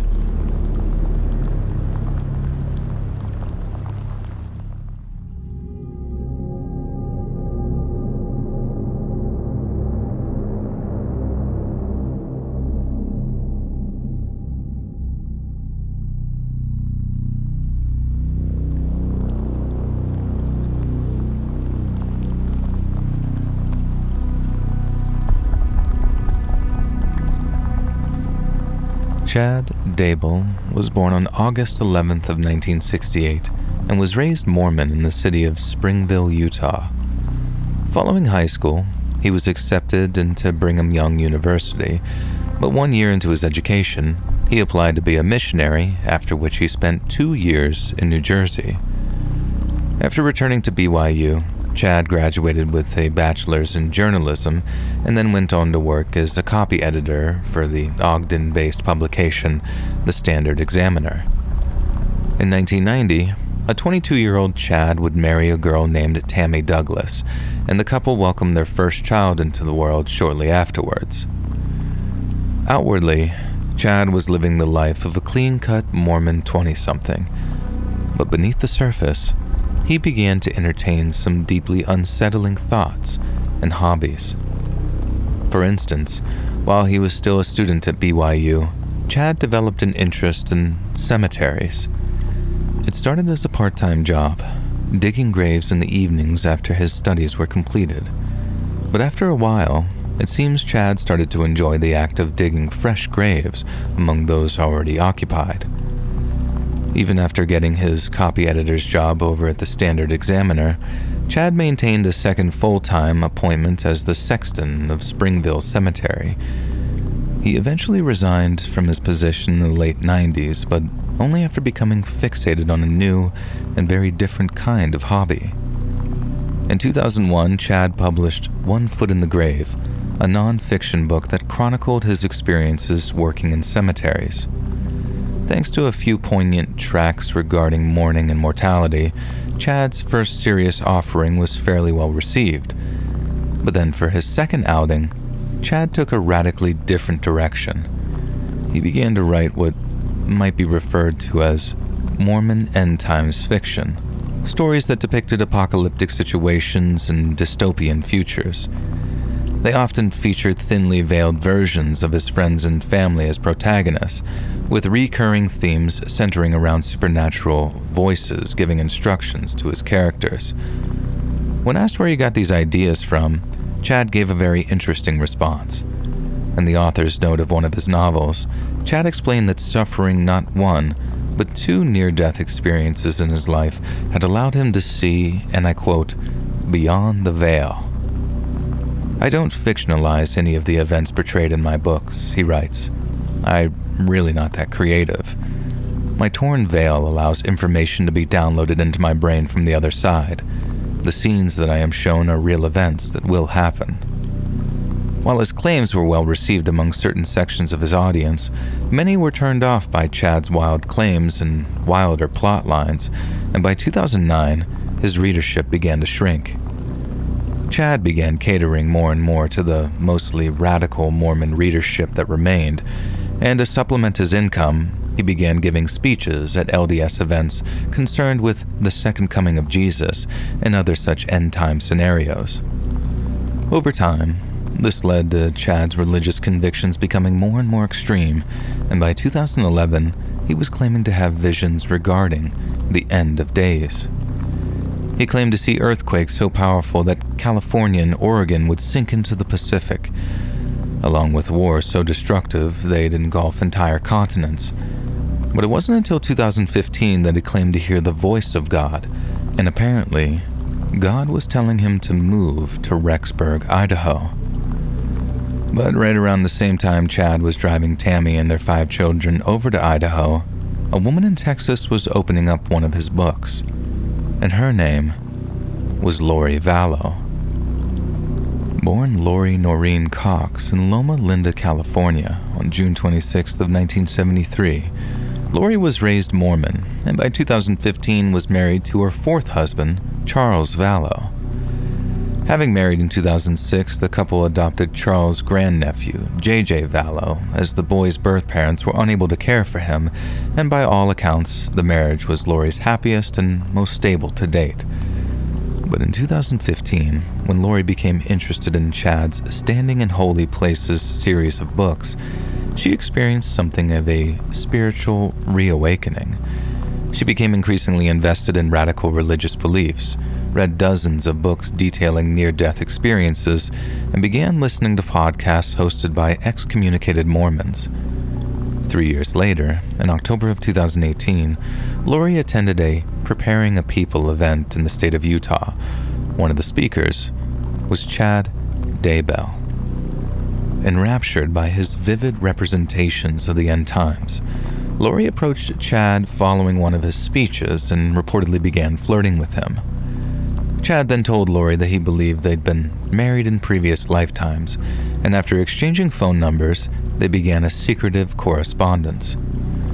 Under the guise of maintaining a professional relationship, Chad and Lori made joint appearances on several episodes of the Preparing a People podcast. She claimed to have been captivated by his unique and outspoken beliefs. In reality, the two were conducting a deeply sordid extramarital affair. And over time, a small but deeply fanatical cult formed around Chad and Lori. He christened their organization the Church of the Firstborn before crowning himself its one and only leader. The group consisted of Lori and her brother Alex Cox, along with Lori's friends Melanie Gibb and Zulema Pastines, the latter of whom ended up married to Lori's brother. All had been raised as deep adherents to the Mormon Church, but on Chad's orders, they relinquished their beliefs with a chilling degree of relish. Despite being rejected by the mainstream Mormon Church, the concept of reincarnation played a huge role in Chad's belief system. He claimed to have lived 31 previous lives, some on distant planets while inhabiting the bodies of advanced species of xenomorph, and one inhabiting the body of St. James the Less, a figure from early Christianity. Lori, on the other hand, had lived a total of 21 previous lives, 5 of which she'd spent in the company of Chad, and one in which she inhabited the body of Mary French, the great-grandmother of the LDS's founder, Joseph Smith. They were sealed, as Chad phrased it, following their marriages in previous lives, and conveniently, this relationship superseded those of their earthly marriages. When follower Melanie Gibb suggested that Chad and Lori should divorce their spouses, Lori told her that they were not permitted to, due to information they were receiving from, and I quote, the other side of the veil. Yet while Chad and Lori had no problem granting themselves a couple of heavenly hall passes, they were incredibly judgmental when it came to other people. Chad categorized people as either light or dark, depending on whether he associated them with Christ or Satan. But his judgment was far from arbitrary.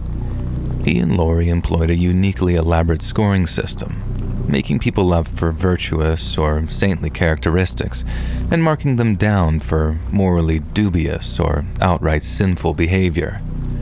Those who scored highly were considered to be reincarnations of famous figures from Christian history, while those on the bottom end of the scale were considered to be possessed by evil spirits.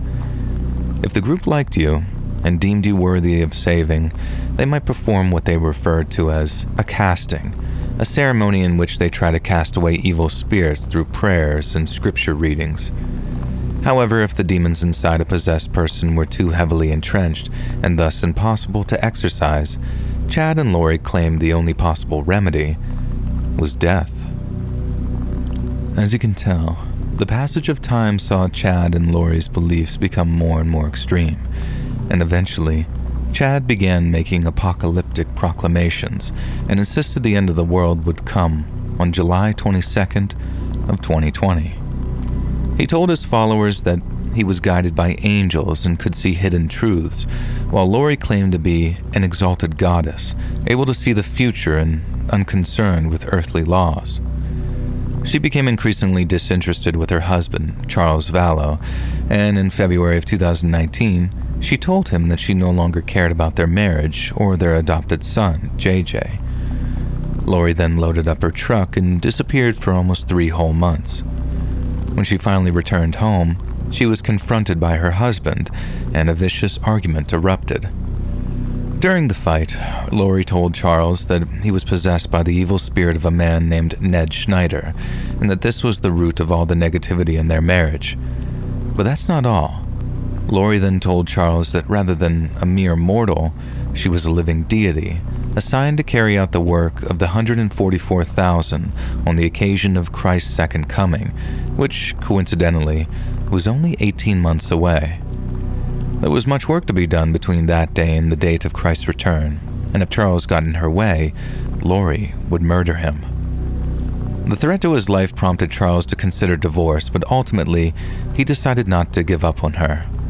Lori was quite clearly suffering from severe mental health issues, and as her husband, it's reasonable to believe Charles felt a great deal of responsibility for her. But as the saying goes, no good deed goes unpunished. Right around the same time Charles decided to stick around and work on his marriage, his wife had stopped referring to him by name altogether. In secret text exchanges between Chad and her brother Alex, Lori routinely called her husband Ned, or Hiplos, the latter being the name of the demon thought to have possessed him. Lori told members of her small but fanatical cult that Charles had become a zombie, and that if he couldn't be redeemed through prayer and casting, there would be grave consequences. But before efforts to save his soul have even commenced, Charles Vallow discovered his wife's affair. Somehow, Charles managed to obtain the email address of Tammy Daybell, Chad's long-suffering wife. He drafted a long and heartfelt email informing Tammy of their spouse's infidelities after apologizing for the pain his revelation might cause. Shockingly, after reading through the email, Tammy Daybell simply deleted it and then blocked Charles's email address. Following a huge confrontation regarding the discovery of the affair, Lori left Chad's home to stay in Chandler, Arizona, with little JJ splitting his time between his parents.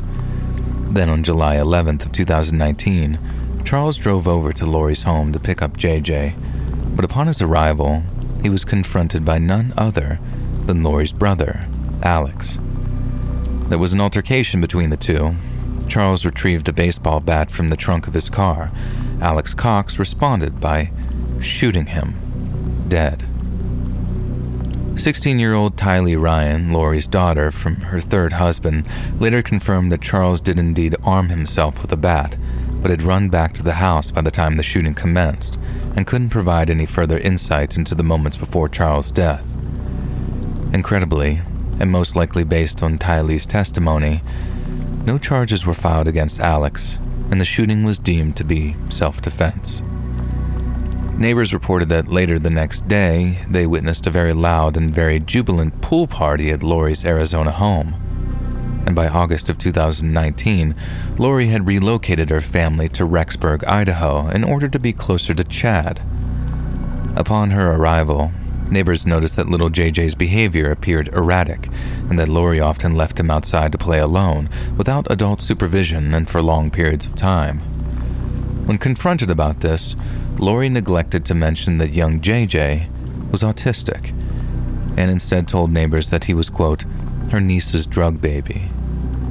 Just weeks later, Lori and her brother Alex took Tylee on a hiking trip to Yellowstone National Park. They walked the trails, ate snacks, but when their trip drew to a close, only Lori and Alex climbed back into her truck. Lori would later tell neighbors that Tylee had been accepted into Brigham Young University on some kind of early scholarship program for gifted high schoolers. In reality, no one would ever see Tylee again. A few weeks after the Yellowstone trip, on September 22nd of 2019, Melanie Gibb and her boyfriend, David Warwick, were staying at Lori's home. In the evening, Warwick saw Alex Cox taking a sleeping JJ upstairs to his bedroom, and this marked the last time anyone would see the boy alive. A few days later, Lori informed Rexburg Elementary School that she would now be homeschooling her adopted son. But the truth was infinitely more disturbing. In October 2019, 2 Venmo payments were made from Tylee's account to her older half-brother, Colby Ryan, with odd messages attached. When he expressed concern towards Tylee via text, he received responses from her cell phone indicating that she was safe, but too busy to talk. Melanie Gibb later said that Lori and Chad were convinced Tylee and JJ were possessed and had become zombies. Zolima Pastenes also testified that Chad had told his followers how, shortly before the little boy's disappearance, young JJ would soon die. But JJ's death was not the only one Chad predicted around this time. He began telling his followers that his wife, Tammy, was in limbo after becoming possessed by a spirit named Viola. Her case was a severe one. If they didn't act soon, she was in danger of becoming a zombie, and that was something which Chad was never going to allow. Right around the same time Colby Ryan was receiving Venmo payments from his dead sister, Tammy Daybell returned home from an errand, parked in her driveway, and stepped out of her car. A masked man stepped out from the shadows, aimed an assault rifle at her, then pulled the trigger. Tammy screamed, but her shriek of terror was the only sound to pierce the evening silence. The rifle had misfired. Tammy later told police that due to his mask, she had been unable to identify the man who attempted to shoot her. Police warned her to be much more vigilant and to report any further developments, but it was no good. 10 days later, Tammy was found dead in her home, apparently from natural causes. Chad claimed that she had retired the previous night with what he called a terrible cough, and that she tragically died in her sleep. He also mentioned that Tammy had been experiencing low blood pressure, seizures, and negative reactions with homeopathic medicines, though none of her medical records supported his claims. 3 days later, at Tammy's funeral, mourners found Chad's behavior extremely suspicious. The funeral came so soon, but it still felt so planned, one said. Others said Chad seemed businesslike, and that he didn't seem upset, and that he wasn't crying but was trying to cry. Mourners were then deeply perturbed when Chad referred to his late wife as lazy and not easy to live with during what was supposed to be a heartfelt eulogy. Chad's sister-in-law, Heather Daybell, thought his behavior verged on the bizarre and later stated that he just didn't seem upset. In the weeks that followed, Chad began introducing Lori to his friends and family. One of his neighbors, Alice Gilbert, described her first meeting with Lori as awkward, as despite the fact Chad had only recently buried his wife of 3 decades, he seemed remarkably happy. Gilbert observed that the couple was very affectionate, laughing and joking with one another, even as Lori explained how her daughter had passed away just 6 months prior. This marked the first admission that Tylee was deceased, but since Alice Gilbert was just a neighbor, she had no inkling whatsoever of the admission's sinister implications. Despite the cryptic hints at their terrible crimes, Chad and Lori played the role of a happy, wholesome Mormon couple who had bonded over personal tragedy. But by late November, their masks were beginning to slip. On November 26th of 2019, police visited Lori's Rexburg townhouse at the request of Kay Vallow, sister of the recently deceased Charles Vallow. She hadn't heard from little JJ for weeks and was beginning to grow concerned, and so on the afternoon of the 26th, 2 Rexburg police officers stopped by Lori's home. There, they found Chad Daybell and Alex Cox, who informed them that while Lori wasn't home, they were more than happy to answer any questions the officers might have. When asked where JJ was, Alex Cox claimed that he was with his paternal grandmother, Kay Vallow, the same woman who had called in the welfare check to begin with. Officers knew that he was lying, but played along before asking Chad where Lori was. Chad replied that he, quote, hardly knew Lori and was only present at her home because he was a friend of Alex. Again, that was demonstrably false. Marriage licenses are a matter of public record, and seeing as Chad and Lori had gotten hitched in Hawaii just weeks prior, the cops knew that he was lying too. When they eventually got in touch with Lori, she too provided the police with easily disprovable information. She claimed JJ was staying with Melanie Gibb in Arizona.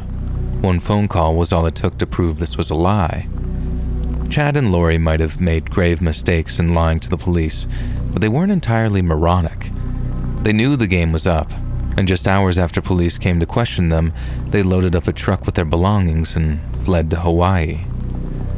Right around the same time Chad and Lori were moving into a rental home on the island of Kauai, police officers were conducting thorough searches of their homes. Days later, the Rexburg Police Department officially pronounced JJ and Tylee as missing persons and asked for the public's assistance in locating them. Police also announced that Chad and Lori were persons of interest following their prompt departure from the mainland United States, and that the children's disappearance might well be linked to the suspicious death of Chad's late wife, Tammy. As interest in the case grew, so did the amount of media attention it received, and before long, News networks all over the country were broadcasting interviews with people who described the errant couple's beliefs as frightening, disturbed, and cult-like. Incredibly, Chad and Lori released a statement through their attorney on December 23rd of 2019. An extract from the statement reads as follows. Chad Daybell was a loving husband, and he has the support of his children in this matter, while Lori is a devoted mother who resents assertions to the contrary. All false allegations will be addressed once we have moved beyond speculation and rumor. Their statement was met with a response in early 2020 when a collection of the couple's relatives issued a public message begging Lori and Chad to return the children. They announced a reward of $20,000 being offered to anyone who either returned the missing children or shared information directly contributing to their return. Weeks later, on January 25th of 2020, Lori and Chad were located in Kauai and were handed a court order requiring Lori to physically produce Ty Lee and JJ at the Idaho Department of Welfare within the next 5 days. The next day, police seized the couple's rental car and searched their rental townhome in Princeville. Both Ty Lee's debit card and JJ's iPad were recovered. Just hours after their Princeville home was searched, the Daybells were confronted by an East Idaho news reporter named Nate Eaton. Eaton asked them where the children were. Chad and Lori refused to answer. Finally, on February 20th of 2020, Lori was arrested by the Kauai Police Department before being extradited to Idaho. Her arrest prompted Chad to also return to Idaho, where he tried convincing his neighbor, Alice Gilbert, to put her home up for bond to get Lori out of prison. When she asked why, he told her Jesus had given him the idea. When Alice then confronted him on what he had said about Lori's daughter being dead, Chad gave a cagey answer about it being a custody issue and then promptly fled the scene. Months went by without development until finally, in June of 2020, police found human remains buried in unmarked graves in the backyard of Chad's home. The bodies were located in an area the Daybell's family called the Pet Cemetery, as it had been used to bury their cats and dogs. As the property was being searched, Chad phoned Lori in jail to warn her about the situation. Then, after police found and began to unearth the bodies, he tried to flee the scene. He was chased down, apprehended, and then placed under arrest for concealment of evidence. Days after the discovery of the so-called Pet Cemetery, police confirmed the human remains found on Chad's property belonged to the missing children, Ty Lee and JJ. Ty Lee's body had been burned, and her hands had been cut off, while little JJ's body was relatively undamaged, having been wrapped in plastic before being gently lowered into the makeshift grave. However, unlike JJ, Ty Lee's remains had not been treated with such reverence. Her corpse was so decomposed and damaged that her cause of death could not officially be determined, while JJ's had been carefully dispatched with a plastic bag over his head and duct tape over his mouth, possibly after being drugged. Following the announcement that the children's bodies had been found, Chad Daybell was officially excommunicated by the Church of Jesus Christ of Latter-day Saints on the basis of his religious teachings, some of which were described as those of a doomsday cult. At the trials, Lori was found guilty of the murder of her children. She received 3 consecutive life sentences for the murders and conspiracy, with an additional 2 life sentences and a 10-year term for grand theft to be served concurrently. She now resides at the Women's Correctional Center in Pocatello, Idaho.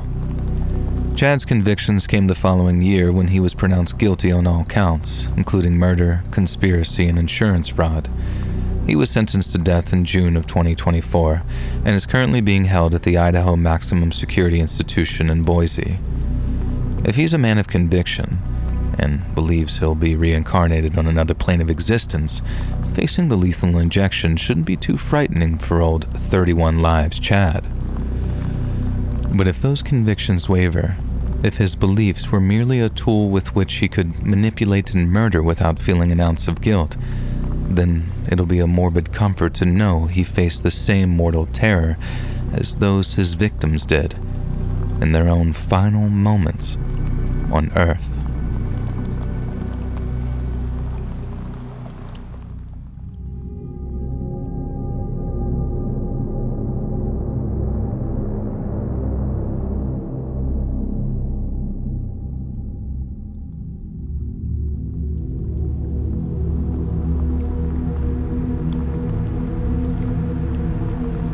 What feels like a lifetime ago, I decided to go visit a friend living in San Francisco, which involved driving just over 1,000 miles from our hometown of Montrose, Colorado.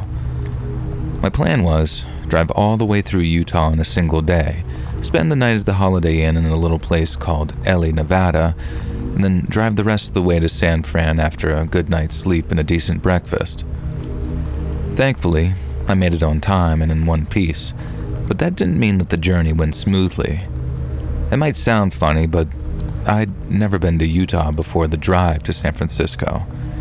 It's less than 100 miles west of Montrose, but if I left town, it was usually to drive east to Boulder or maybe Denver. I knew eastern Colorado could be pretty desolate, but Utah was a whole other story. By the time I drove through a place called Delta, the landscape looked like something out of a sci-fi movie. The road had been nothing but a straight line through the desert for hours, and about 30 to 45 minutes past Delta, I realized that I messed up. I should have stopped for gas when I had the chance, and by the time I realized my gas gauge was creeping towards empty, I started to panic a little bit. The last thing I wanted was to be stranded in the middle of nowhere, so you can imagine my relief when I suddenly saw a sign up ahead. It was the first sign of civilization since I'd left Delta, a solitary gas station sign which read, "Last Chance Gas 5 miles." I thanked God out loud, not that I'm really a believer, but you get where I'm coming from. And then a few minutes later, I spotted what looked like a small town coming up on the horizon. It sort of clung to the highway, this cluster of dilapidated buildings with peeling paint and broken windows. Not the nicest place I'd ever seen, but it was a very welcome sight. Gravel crunched under my tires as I pulled into the station, and there was no one at the pumps, no cars in sight, and no sign of life from the small store attached to the station. When I turned off the engine, I was suddenly struck by how quiet everything was. I glanced around and saw the town was eerily still. People talk about sleepy desert towns, but I remember thinking, sleepy? This place is in a goddamned coma. Approaching the gas pump, I noticed it was of an old model, the kind that you don't really see anymore. The nozzle felt heavy, and the kind of heavy where it feels like it was designed to just last forever. But when I tried to pump gas, there was just no flow. I shook it, gave it a tap against the pump, hoping that might fix it, but there was nothing. It was like the pump itself was just completely empty. Assuming that there was some trick to getting the pump to work that only the station's attendant might know, I went into the old gas station to look for some help. The door creaked when I opened it and a bell rang, sounding weirdly loud, and the place looked old, very old. Snacks on the shelves were vintage, like those bright, colorful candies from like decades ago, and the cash register was almost from another era, all metal, very heavy with just huge buttons. And the posters on the walls were very faded, showing promotions for movies and events from probably all the way back in 2001. And when I got there, this was, I think, the fall of 2009. I called out hello, but my voice just echoed back at me and no one seemed to answer. On the counter, there was an old newspaper from 8 years ago talking about some kind of festival, and the calendar behind the counter was stuck on the same date as that newspaper, still showing June 2001. And that's when I started to feel very uneasy. I went to check the back room, and the door was open a little, and inside was more of the same. There was a mug with what looked like old, dry remains of coffee at the bottom, a coat still hanging on the back of a chair, and a silent radio that was plugged in but not playing anything. I found a ledger with the last entry on the same day as the newspaper, and it was like everyone in town just disappeared on that day. I left the back room and saw through the window that the playground across the street was empty, swings moving gently in the wind, but no kids or adults around. Then on the way back to my car, I just felt this burning curiosity taking over my unease, and I decided to just look around a little more in the town before I drove off. Every door I tried was locked and every window was dusty with grime and soot, like no one had been there for a long time. In one house, the door was slightly open, And inside, it was like whoever lived there had stepped out of their house in the expectation they'd be back in mere minutes, but they'd never come back. A book was open on a couch. There was another glass of dried something with dead mold clinging to the rim of it, and upstairs, a kid's room had toys scattered on the floor like play had just suddenly stopped and never resumed. I knew that I shouldn't have been in there, but I just had to check. And after I backed out of that kid's room, two thoughts were going back and forth in my head. The first being, just what in the hell was I thinking walking around a total stranger's house? It was like I came to my senses thinking, what if all of these good but slightly untidy folks are at a county fair or something, and some psycho, me, is just wandering around their homes? I also appreciate how in denial that sounds, but never underestimate the mind's ability to try and rationalize things in favor of going into complete fight or flight mode. But the second thought was more in lines with, okay, I'm pretty sure something bad happened to these people, and if I don't get the hell out of here, whatever happened to them is going to happen to me too. And I hurried back to my car, feeling like I really shouldn't be there now, but also with that horrible feeling that someone was watching me, even though I was 99% sure the place was completely abandoned. In my car, I tried my phone, really didn't have any reception, and next I actually tried the radio, and it was just crappy static. I mean, I guess we technically were in like a dead zone out there. As I started the car, I was worried that I was going to run out of gas and end up stranded in the middle of nowhere.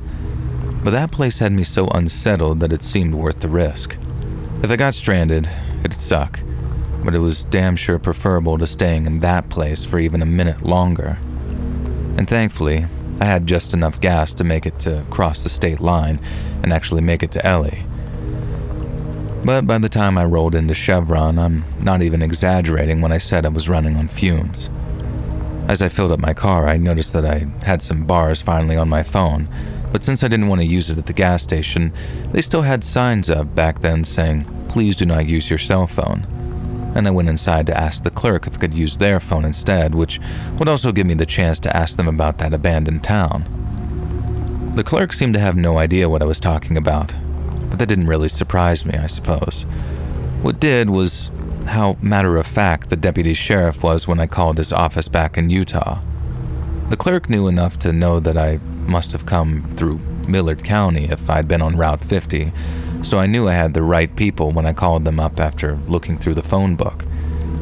The first deputy I talked to knew what I was talking about and knew the place. They called it Millburg, that it had been abandoned for a number of years, and he just really didn't know why, I guess. I then asked if I could talk to someone higher up, and he put me on the phone with the deputy sheriff who, like I said, was very open about some things. He just wasn't so open about others. When I told him about the abandoned town, he actually gave me a little chuckle as he was like, "Oh yeah, you must have stopped in Millburg. The place has been empty for years now." He told me I had nothing to worry about, and despite it looking very creepy, there was nothing sinister about the place at all. More like, the place had been scheduled for demolition for a few years, but the people who bought the land couldn't get permits. So, till they did, Millard County had its very own ghost town, one that even attracted the odd tourists who actually enjoyed getting the willies from being in an abandoned place like Millburg. And I'll be honest, the sheriff's answer was actually very reassuring, and I felt kind of silly for having worked myself up into a minor freakout over it. But then, just before we were about to end that call, I asked the sheriff why Millburg had been abandoned. And he paused and then asked me, "You some kind of reporter?" And when I told him no, he said if I wanted to talk about it, I was more than welcome to stop by their office over in Fillmore, and he was much more comfortable talking about it face to face rather than over the phone. Now call me paranoid, but I think that was sort of like a bluff or something. I think he was counting on me to not stop by the office to talk about this, and he was kind of right because I didn't. I kept going towards San Francisco, and was only like an hour or so later than my schedule, so like I said at the start, I made it in one piece and on time. But it was majorly on my mind for the rest of that day, and my friends and I, who I'd driven all the way out there to see, had a long talk about it that evening, and It amounted to this. My friends basically said that yeah, something bad probably did happen out there in Millburg, but that it wasn't something I should be fixating on. The right authorities seemed to be on top of it, and no wonder the deputy sheriff was cautious of reporters. He'd probably been burned in the past after some loose talk made it into the papers, and my friend thought it was basically a case of my imagination getting the better of me after having stopped somewhere that I shouldn't have. I mentioned the fact that if I have stopped in Delta for gas like I was supposed to, I'd have just rolled through Millburg like it was any other town, and it wouldn't have been on my mind like it was. My friend then told me to live in that reality. Pretend that I'd never even seen Millburg, because when it comes to events where whole towns disappear, sometimes ignorance truly is bliss. That helped me keep Millburg off my mind for a couple of days, but obviously when the trip drew to an end, I had to drive back the way I came. I considered taking a diversion and stopping in Fillmore to see if I could talk to the deputy sheriff again, but then I was reminded of what my friend told me, and after making sure that I had enough gas, I floored it after seeing Millburg in the distance, zooming through that town in barely 2 or 3 seconds, and I didn't look back, not even for a second.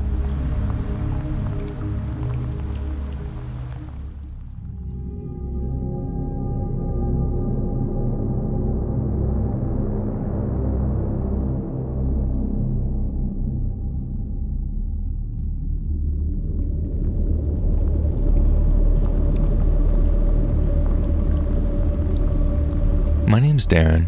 I'm from Cornwall, and I don't know if this counts as a scary story in the traditional sense, but it scared me, so maybe it'll scare you too. So basically, a few years ago, I found out that an old schoolmate of mine had become the youngest ever person in the UK to be convicted of being a terrorist. The police raided his mum and dad's house back in 2019 and nicknamed him after they found instructions on how to make bombs. He went to court over it, but managed to dodge prison time because of how young he was when he downloaded the instructions. The local paper said that he was a neo-Nazi, and I'm not disputing that because apparently the old Bill found all sorts of Hitler stuff when they raided his bedroom. But when I looked into it myself, there was way more to it than that. When I first heard about it, I read every single article about it that I could get my hands on. I used to be dead pally with the guy back in year 7 and year 8 and seemed like an alright kid back then. But then apparently after I moved schools at the start of year 9, he took a drastic turn for the worse. The whole thing hit really close to home, so you can imagine I wanted to know as much about it as I possibly could, mainly because I wanted to know what had gone so wrong in the guy's life that he thought about making bombs. And that's how I discovered, while reading one online article, that my old pal had been visiting the website of a group known as O9A. And the article kind of glossed over any details on the group and stated that they were neo-Nazis and just moved on. But like I said, there was a lot more to it than that. Having read a lot about various UK neo-Nazi groups while researching my old pal's arrest, the name O9A jumped out at me immediately because I've never heard of it before.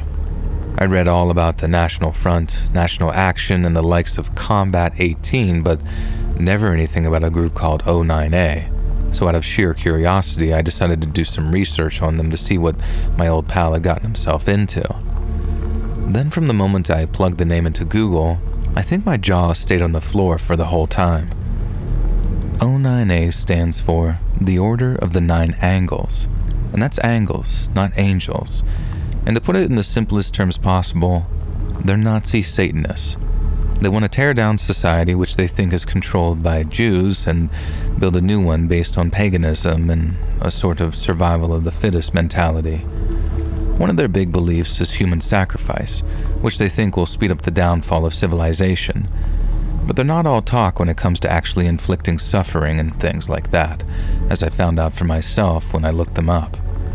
In the summer of 1997, 2 Swedish members of the O9A committed the Keelers Park murder, which was where those 2 blokes tried to ritually sacrifice an Algerian man. Then in 2019, an American soldier was found out to be a member of the Order of the Nine Angles and was planning on kidnapping and killing his fellow soldiers in the name of Satan. I know you're probably thinking, Okay, I was with you till you tried making out that there's satanic terrorists in the US Army, but please, if you think I'm trying to mess with you, then look it up. The fella's name is Ethan Melzer, and there's a bloody New York Times article about the whole thing. And this is legit, not just some stupid creepypasta. The year after that, another soldier was found to be a member of 09A, only this was a member of a group within the 09A called, and you might want to spell this out instead of saying it so you don't get in trouble, the RAPE Waffen. The group of scumbags hatched the idea of violating white girls and getting them pregnant from it so that more white babies would be born. Like I said, my jaw is resting firmly on the floor by this point as I was reading stuff like that, and because it legitimately sounds like badly written blue hair fan fiction, I had to stop and look all this up as I was reading it, only to find out that, yeah, it was all true. Another one that sounded too insane to be true was the story about another member of the Order of Nine Angles, whose name I've got handy, but I don't know that you want to edit it out, but he's named Luke Austin Lane. He and his two mates were caught planning the murder of some Antifa couple. And yeah, I'm no fan of Antifa, but this bloke was actually planning on killing this couple's kids in front of them before finishing them off in turn. They're kids, man. What kind of scumbag deliberately executes innocent kids like that? And I just couldn't believe what I was reading, but it kept going. To prepare for the murders, Luke Lane and his mates killed a sheep, drank its blood, and then took a lot of LSD or mushrooms or something to go on a sort of spiritual journey. I read another thing about a bloke in Canada who killed a Muslim guy, and then I think he stabbed some Sikh fella, and then when he was caught, boom, police found out that he was a member of 09A. And there are loads more satanic murders like that, mainly in Scandinavia and Eastern Europe, and they're all connected to what is literally a satanic terrorist group. But to be honest, that's not even the half of it, because if you look up all the stuff that the Order's members are involved in, you start seeing this same sick pattern playing out over and over again. Excluding 2018, every single year for the past 7 years, a member of the Order of the Nine Angles had been arrested and convicted of being a child abuser, be that through having material on their hard drives or actually doing disgusting things themselves. Most of these incidents have been in the UK, but as of 2021, they've spread to America and Sweden too. But then, as much as you might think that these dudes are just straight up creeps, and hear me out about this one, I don't think that's necessarily the case. The Order of the Nine Angles has these 2 documents about human sacrifices. One's called A Gift for the Prince, and the other is called Calling, A Guide to Sacrifice. Most of their literature is absolute garbage. Like, it's legitimately difficult because of how much jargon and inside language they use, but there's one bit that really stood out to me. Something that makes me think that all the CSEM stuff is basically part of their ethos. The Order says that human sacrifice isn't just confined to killing people. If they were burning and decapitating people every week, they'd all be caught in no time, right? Well, to continually propagate human suffering without overly alerting the authorities, the Order distributes CSEM as a way of sort of feeding evil, if that makes sense. It sounded wild to me at first, too.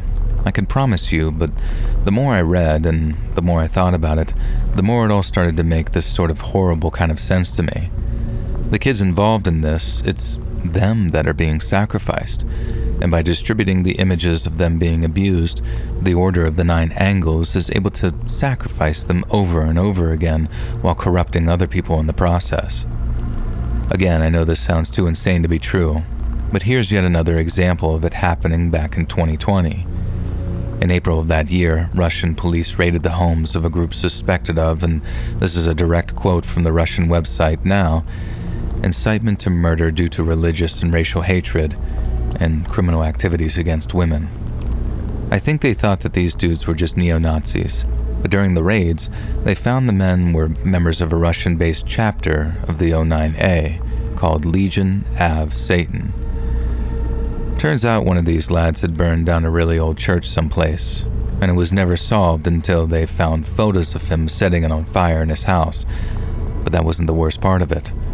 As I was reading about this group, I remember thinking, okay, well, at least these lads weren't pedos, but then lower down the article from the Russian website, I saw that they were. They had been grooming kids in this place, Krasnodar, where they lived, and were trying to get them into underage prostitution. And I imagined that they were going to profit in some way from it. But that's not the point with these Order of the Nine Angles people. It's about suffering. It's about the suffering of innocent people. And that's what they trade in, and it's because human suffering makes Satan more powerful, so they say. It has to be a specific kind of human suffering, though. The kind that doesn't improve a person. Things like grief, severe physical pain, or the lifelong mental scarring that comes with being abused at a really young age. And I'm sure you'll agree.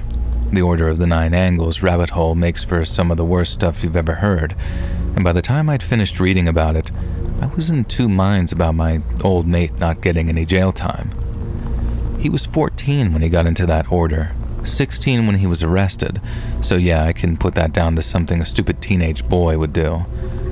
But the order is no joke, and the fact that he had some of their human sacrifice documents downloaded on his computer was very worrying.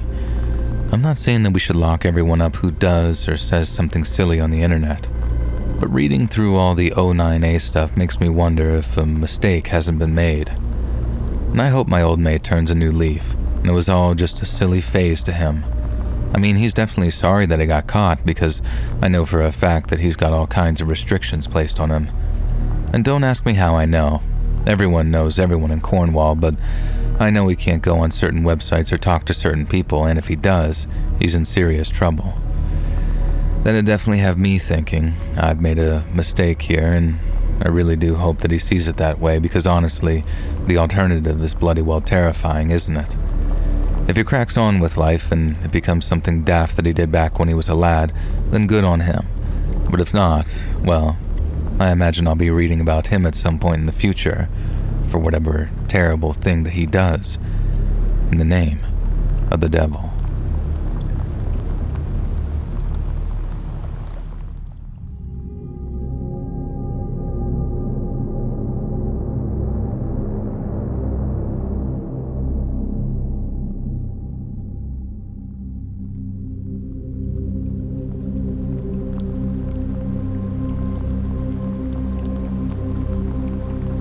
I used to do a lot of urban exploring out of Chicago, and me and my crew ticked off a lot of places over the years. There are the big grain silos in Pilsen, left empty after a big explosion, and then near Joliet there's an old prison with cells and chapels now open for tours. In Gary, Indiana, we saw this incredibly beautiful but decaying church. Then, under Chicago, there are old freight tunnels, mostly closed off now, that were anything but beautiful.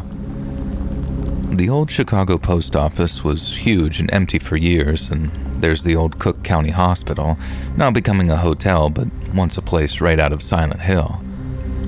But then, after a while, we started looking further to hit up places that we hadn't been before, and that's when we heard about a place in the middle of nowhere over in Iowa called Buckhorn.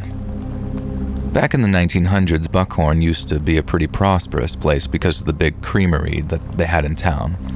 It used to turn out hundreds of tons of butter a week, and it employed almost everyone in town. But then, when rising costs forced the creamery to shut down, it meant just about the whole town was suddenly out of work overnight. And with no jobs, people started leaving, one family at a time. Then I think by the 80s or early 90s, the place was just a total ghost town. We did some research online, mainly using Urbex forums where others would post about their experiences, and drew up a list of places we wanted to visit. There was obviously the old creamery, which was huge and falling apart, but there was also the abandoned church and cemetery we could take a look at, along with a handful of other places too. It looked like a great place to explore. The only drawback was the 4-hour car ride, and since it was late October when we got the urge to visit, it meant starting the journey at the crack of dawn if we wanted to hit up all of our chosen spots before it went dark. So, one day in early November, we loaded up my friend Mike's van, and then we drove off down Highway 64 in the direction of the Iowa state line. The weather was miserable when we hit the road. A cold, gray Saturday morning that I'd much rather have just spent in bed. But honestly, urbex when the weather is nice feels kind of odd, and no filter in existence makes a place feel gloomier or creepier than a naturally overcast sky. And on top of that, the prospect of hitting up a brand new place kept us so excited that we didn't mind that the heating in Mike's van was completely broken. And besides, each of us was dressed for the Arctic, so the cold was at the back of our minds as we got closer and closer to Buckhorn. When we arrived, the town was exactly as you'd imagine, empty and silent, with buildings that looked like they'd crumble if you so much as looked at them for too long. The streets were overgrown with weeds, and apart from the sound of the wind whispering around the abandoned buildings, it was completely silent.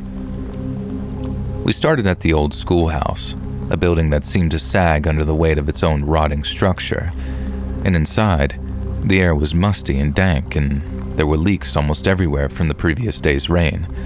How the place was still standing was beyond me, and I was way more worried about it coming down on our heads, even after I saw what was written on the chalkboard. Mike pointed it out at first, directing us into a classroom that had the word danger written on the chalkboard in big white letters with an exclamation point. Mike was smiling when he showed us, and it got a little chuckle out of me too. You see a lot of that kind of spooky graffiti around well-trodden urbex sites, and it's usually a little more creative than just danger. You pay attention to official-looking signs and warnings about unstable structures or active power cables and all of that, but when it comes to stuff like abandon hope all ye who enter here or Pennywise's lair, you tend not to take it very seriously. And we figured the danger on the chalkboard amounted to some other urbexer's tag, like an unsettling way of saying, I got here first. But these days, I think that graffiti was much more significant than we first imagined. We moved on to the other classrooms, checking the chalkboards for more messages, but there was nothing. And I remember the desk being covered in a thick layer of dust, and after wiping at some of it with his glove to see just how thick it really was, Mike started playfully chasing us around and threatening to wipe that grime on one of our jackets. And that's when I first noticed something was off with our friend Tom. He was usually the most enthusiastic of us.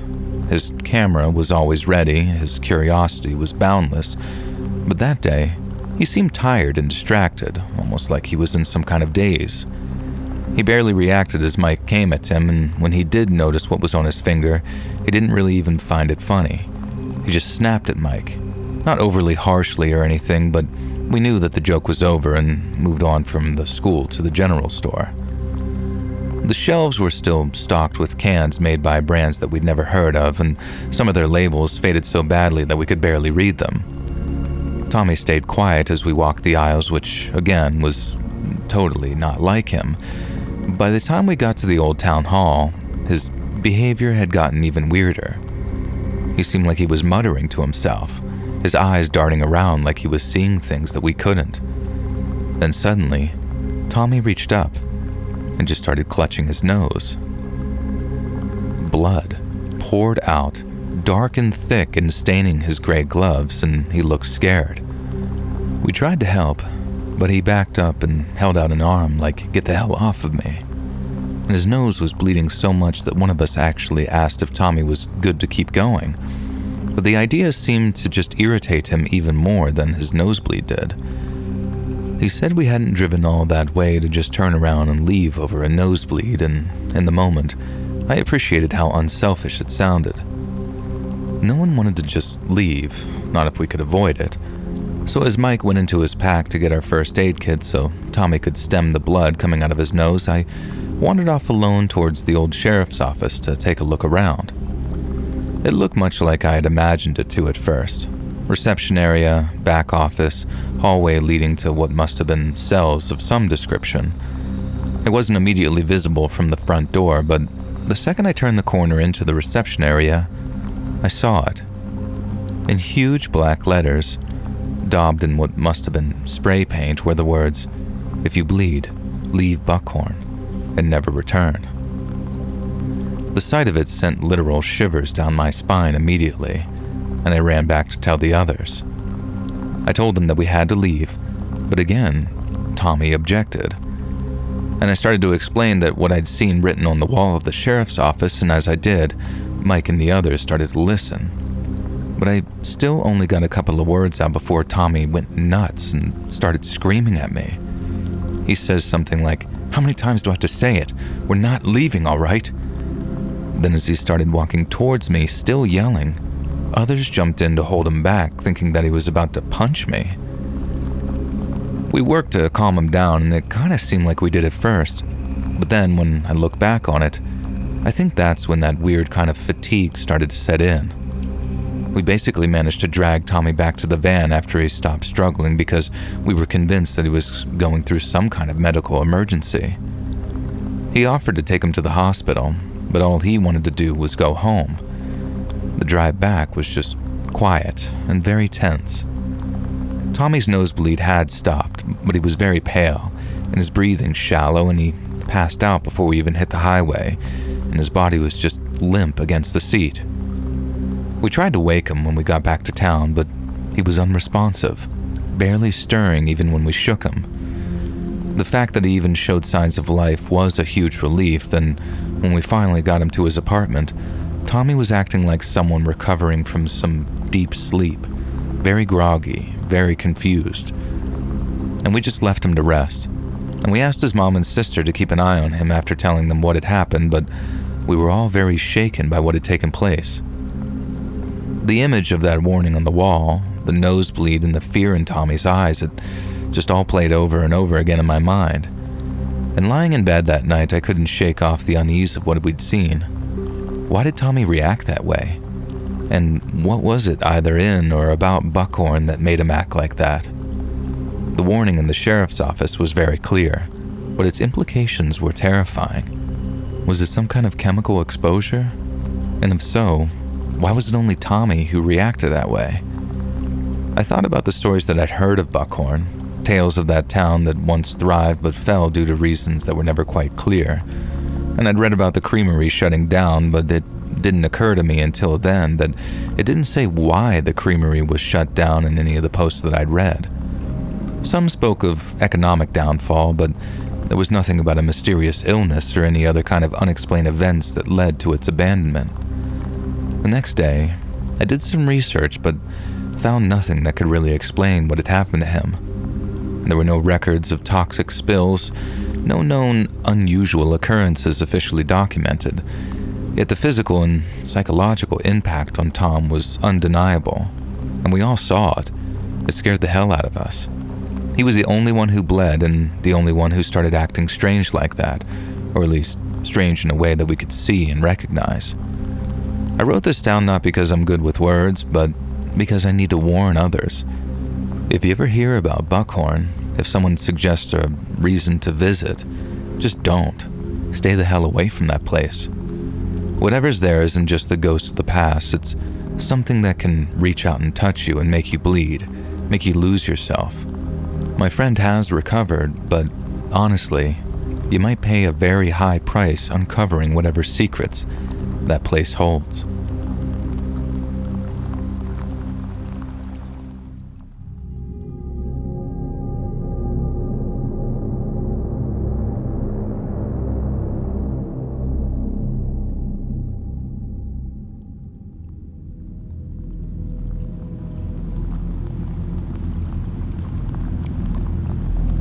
When I first heard about NXIVM, or Nexium, it was through a friend who had attended one of their executive success programs.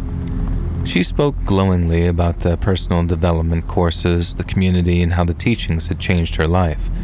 The promise of self-improvement, leadership skills, and the allure of being part of an elite group of thinkers and doers was intoxicating, really. I was at a point in my life where I felt directionless and eager for something that could provide both purpose and community. I attended my first Nexium seminar out of curiosity and was immediately drawn in by the sophisticated jargon, the sense of exclusivity, and the charismatic leadership of Keith Raniere. The courses were expensive but promised rapid personal growth, which seemed like a fair trade at the time.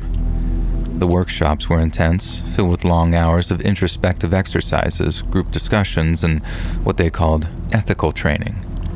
It all felt like a step towards becoming a better version of myself. Now, over time, I became more deeply involved, moving up through the ranks of their curriculum.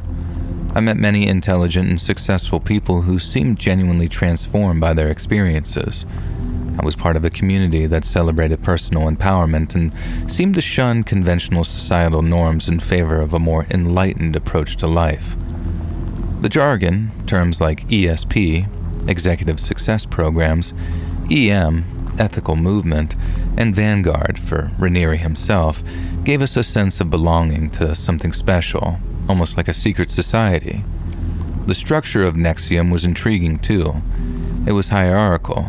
The inner circles where you could move up by demonstrating loyalty, financial investment, and adherence to the teachings. There was always another level to achieve, another course to take, another way to strip away your limitations. This constant push for more was disguised as personal growth, but was really a tool for control, something I didn't fully grasp at the time. I recall the first time that I met Keith Raniere, or Vanguard as he was called by his followers. He had this aura of omniscience, like he could see right through you to your core issues. His talks were mesmerizing, filled with philosophical insights and psychological tricks that seemed to elevate your understanding of the world. But looking back, they were also manipulative, designed to make you doubt yourself and rely on his guidance, and my perception only really began to shift when I was invited to join what was described as an even more elite group within NXIVM, called DOS. I was told it was a sorority for women committed to deeper levels of personal discipline and empowerment, led by women for women. The secrecy and the promise of an even higher level of personal evolution was intriguing, but the initiation into DOS was unlike anything I had experienced at NXIVM before. It was here that the facade began to crumble. I was asked to provide collateral, sensitive personal information or compromising photos as a sign of trust and commitment. This was justified as ensuring my dedication to the group's secrecy and my personal growth. The discomfort was immediate, but it was too deep in the NXIVM mindset to see it for what it was at first. The revelation came when I learned about the branding ceremony. Women weren't just committed to a group, they were being branded with a symbol that, unbeknownst to them at the time, was a combination of Keith Raniere's and his partner Allison Mack's initials. The branding was done under the guise of a sisterhood ritual, but the reality was far more sinister. It was a sign of ownership, a mark of slavery. I was horrified. The realization that what I thought was an empowerment group was actually a front for a master-slave dynamic, and it was shattering. Women were expected to follow commands from their masters, which included intimate servitude, extreme dieting, and absolute obedience. The women were not just controlled, they were manipulated into believing that they were in control of their choices while being stripped away of their agency. The cognitive dissonance was overwhelming. Here I was, thinking I was part of a movement towards enlightenment, only to find out that I was on the brink of being drawn into a cult where human rights were being egregiously violated. I felt betrayed, not just by the leaders, but by the system that I had begun to trust so deeply. And what made it even more chilling was the realization that many of the women in DOS were not just victims, but also enforcers of this system. They had been indoctrinated into believing that this was part of a noble cause, and their own status within the hierarchy depended on how well they could control others. This created a cycle of abuse where victims became victimizers, all under the banner of personal growth. And my exit from NXIVM was not easy. The psychological grip was strong, and there was the ever-looming threat of my collateral being exposed. But I managed to leave, thanks in part to supportive friends outside the organization who helped me see the reality of my situation. The aftermath was a period of intense reflection and recovery. I had to rebuild my sense of self, my trust in others, and understand how I had been so thoroughly deceived. This experience left a very profound impact on me. It taught me to be wary of where the path to self-improvement might lead, especially when it demands secrecy, blind loyalty, and the surrender of personal autonomy. It was a harsh lesson in the importance of critical thinking and the dangers of charismatic leadership unchecked by accountability. Looking back, I see how NXIVM used the guise of power to exploit vulnerabilities and manipulate minds, even control lives. The allure of belonging to something greater, the promise of transformation, and the manipulation through psychological techniques were all tools in the hands of those who sought to do one and one thing alone: dominate.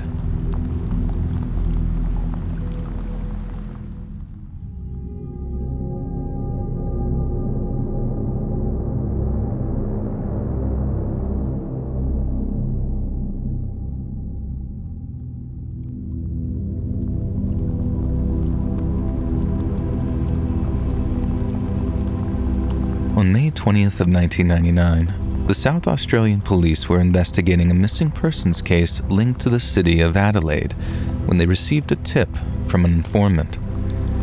They were to drive 80 miles north to a small municipality of around 300 people named Snowtown. Once there, they were to make their way to the old abandoned bank on First Street and conduct a thorough inspection of the bank's vault. 2 South Australian police officers drove for hours along the nation's A1 highway. Then upon their arrival in Snowtown, they parked their cruiser outside the abandoned bank. After gaining access to the secure structure and with their flashlights at the ready, the 2 officers crept down dark and dusty hallways until they reached the bank's vault. There, they found the large steel door had been left ajar. Then after pulling it open, they discovered half a dozen large plastic barrels. The officers must have had their suspicions, but to be certain, one of them crept forwards and peeled back just a small portion of one of the barrel's lids. And the stench was overpowering. After a total of 8 human corpses were pulled out of the 6 plastic drums, the Australian media went into a veritable frenzy. The previously sleepy village of Snowtown became the center of a gruesome investigation, capturing national attention and sending the general public into a state of near panic. They demanded a swift and robust response from the South Australian police, who were to open an investigation into the murders immediately. But they were told that, in truth, law enforcement had been investigating a series of disturbing disappearances for the past 5 years. And their case seemed to center around a man named John Bunting. John Justin Bunting was born on September 4th of 1966 in Inarla, Queensland, and it's believed that he had a relatively normal and stable upbringing. State social services have no records of him being abused or neglected by his parents. Until the age of 8, his school reports painted a picture of a perfectly normal little boy. But shortly after entering the 3rd grade, something terrible happened to little Johnny Bunting. While playing at the home of a neighbor, 8-year-old Johnny found himself alone in a room with his friend's much older brother. John was cornered, beaten, and then carnally assaulted by a boy much older and stronger than him, and the experience left him with a profound hatred of both homosexuals and pedophiles. As a teenager, he developed a healthy fascination with photography and was said to have a talented eye for composition. His fixation with human anatomy, on the other hand, was, to put it mildly, not so healthy. But on what bordered on downright pathological was John's obsession with acts of physical violence. At age 22, Bunting found work at a Queensland abattoir and was not only highly proficient in his work, but reportedly bragged about enjoying the factory-style slaughter he and his co-workers indulged in. In 1991, a 25-year-old Bunting would relocate to the Adelaide suburb of Salisbury, and here he befriended 2 of his neighbors, 20-year-old Robert Joe Wagner and 33-year-old Mark Ray Hayden. Bunting was known to be intensely charismatic and could exert significant psychological control over others. He also had a highly dominant personality and relished the opportunity to take on a leadership role within his group, which included people who were vulnerable, disaffected and looking for direction. Over the next few years, Bunting curated a small but viciously loyal social circle of those who shared his deep hatred for pedophiles, homosexuals, and others he deemed morally corrupt. But over time, what started as a kind of recreational outrage transformed into something deeper and darker, something more like ideology than opinion. He then went about convincing his acolytes that they should engage in vigilante justice, drawing others into his worldview through slow but persistent indoctrination. He would become a central figure in their lives, providing a sense of belonging or family, which was crucial for people like Mark Hayden, Robert Wagner, and James Vlasikis. These men became accomplices in what Bunting framed as a moral crusade, but was, in reality, a terrifying spree of sadistic violence motivated by greed, control, and prejudice. The murders began in August of 1992, when a 20-year-old man named Clinton Douglas Tresize was invited over to Bunting's apartment on the pretense of a social call. Bunting, having acted as both judge and jury, had declared Tresize an abuser of children. Then, right there in his living room, in front of his baying adherents, he beat the 20-year-old to death with a shovel and then had him buried in a shallow grave. In 1997, Tresize was the subject of 2 episodes of the Australian television show Australia's Most Wanted. Bunting watched an episode of the show with Vlasikis and his mother and reportedly boasted, "That's my handiwork." 26-year-old Ray Davies was Bunting's next target, because in 1993, he entered into a relationship with an ex-girlfriend of Bunting's named Suzanne Allen. Reportedly to be intellectually disabled, he was accused of making inappropriate advances towards Allen's grandsons, yet these allegations appear flimsy at best. Following the termination of their relationship, Ray Davies and Suzanne Allen remained close friends, and the former actually lived on the latter's property in a small caravan at the time he was targeted. To some, this was testament to the idea that the accusations had been spurious, but to Bunting, it was evidence of a vile conspiracy between the two. And on Boxing Day of 1995, Suzanne Allen's daughter witnessed Bunting and her mother clearing out Davies' caravan. Bunting later told James Vlasikis that he had murdered Ray Davies on Christmas Day, not only with the assistance of his wife, but also Vlasikis' own mother. They had reportedly stabbed him in both legs, immobilizing him before Robert Wagner strangled him unconscious. The group then drove 90 minutes to a home in a town known as Bakara, where they tossed their victim into an empty bathtub and tortured him. Initially, the purported purpose of the torture was to get Davies to reveal his bank details, and if he did, he was assured that his anguish would cease. It was a lie. Once the group had drained his bank account, Davies was beaten to death with the same sharpened metal pole used to mutilate his genitals. And next on the list was Davies and Bunting's ex-girlfriend, 47-year-old Suzanne Allen. According to Bunting, she was being targeted for execution due to her perverse collusions with Ray Davies. In reality, Bunting simply wanted her money. It's unclear how she was killed, but Allen's plastic-wrapped remains were discovered buried at Bunting's Salisbury property in May of 1999. Following her murder, Bunting claimed $17,000 of her pension through fraudulent means. Although Allen most likely died by Bunting's hand, charges were eventually dropped by the prosecution due to their lack of evidence, and the perpetrators were tried but not found guilty as a result of a hung jury. And her case was never tried again. Next up was 19-year-old Michael Gardner, a cousin of Robert Wagner's wife. By September of 1997, Gardner had been cross-dressing for a number of years, thus drawing the ire of the highly homophobic Bunting. Bunting had reportedly witnessed him playing with Wagner's children when he grabbed one of them by the arm and placed his hand over their mouth.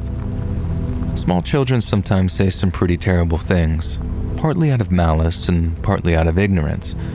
So from the sounds of it, Gardner had simply heard one of the children say something rude or explicit and was attempting to correct them with an easily understood but ultimately physical gesture.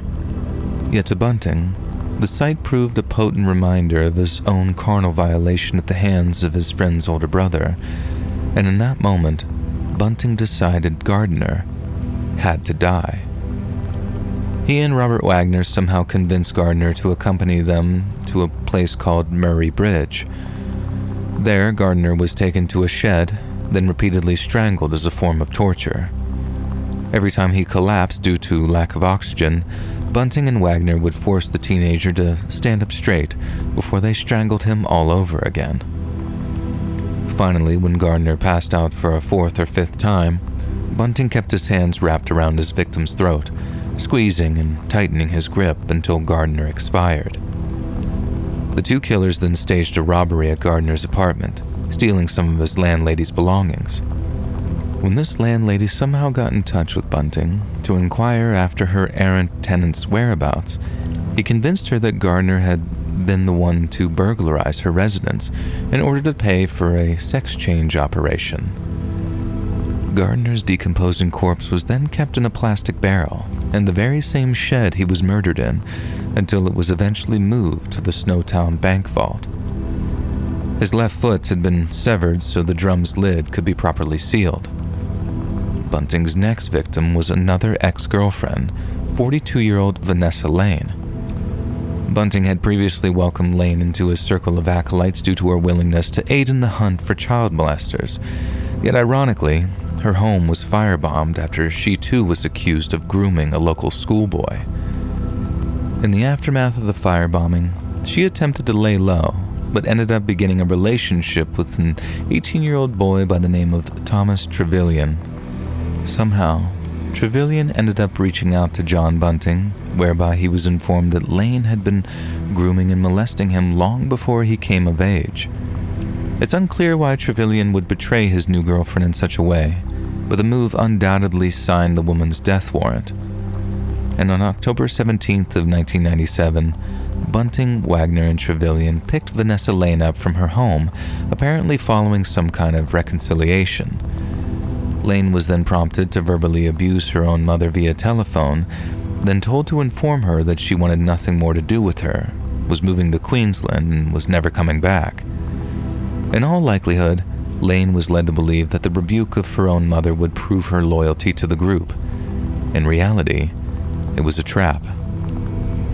Should she suddenly disappear, Lane's mother was just about the only person who cared enough to report her daughter missing.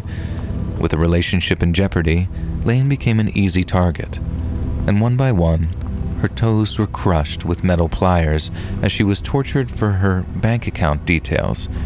When she revealed them, she was promptly strangled to death.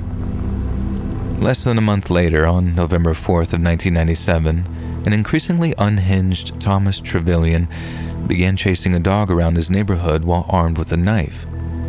Having reportedly been diagnosed with paranoid schizophrenia, Bunting saw Trevelyan as a liability that, and I quote, would go mental on them.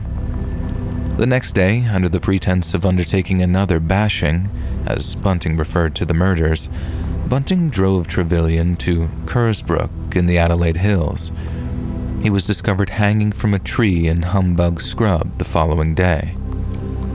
Next on the chopping block was an associate of James Velasquez, a 29-year-old named Gavin Porter. A diagnosed schizophrenic, Porter moved to Adelaide from Victoria following the death of his mother in 1997. He and Velasquez were heroin addicts, a trait which caused Bunting to dub him a waste of flesh, although it's unclear why Velasquez wasn't singled out for similar treatment. Porter was sleeping in a parked car on Bunting's property when he and Wagner attacked him. Once he was dead, his body was displayed to Velasquez potentially as a warning, before being put into a barrel for disposal.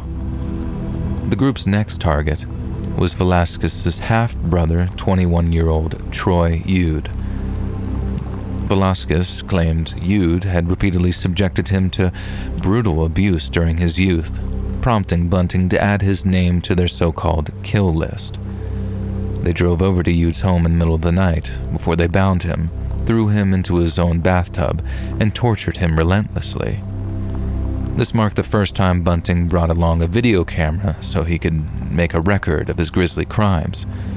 Once the device was rolling, Bunting used pliers to crush Yude's toes and increase the intensity of the torture if his victim failed to call him God or Master. Following this period of torture in which Yude was forced to reveal sensitive financial information, he was executed by strangulation. Next up was Mark Hayden's nephew, 18-year-old Frederick Robert Brooks. Bunting became fixated on the spurious idea that Brooks had been, quote, touching up young girls, and decided that something needed to happen to him. September of 1998 saw Brooks accepted into the Australian Air Force Cadets, an occasion which Bunting, Wagner, and Velasquez claimed they wished to celebrate. Brooks was tricked into showing up in an abandoned property, a so-called party house, but all that awaited him was humiliation, torture, and death. The three men shoved lit cigarettes into his ears and his nostrils, and a lit sparkler was inserted into his urethra. A syringe was used to inject bleach into his testicles, which was wired to a variac, sending painful electrical impulses through his body. His toes were crushed by pliers before finally he choked to death on his gag.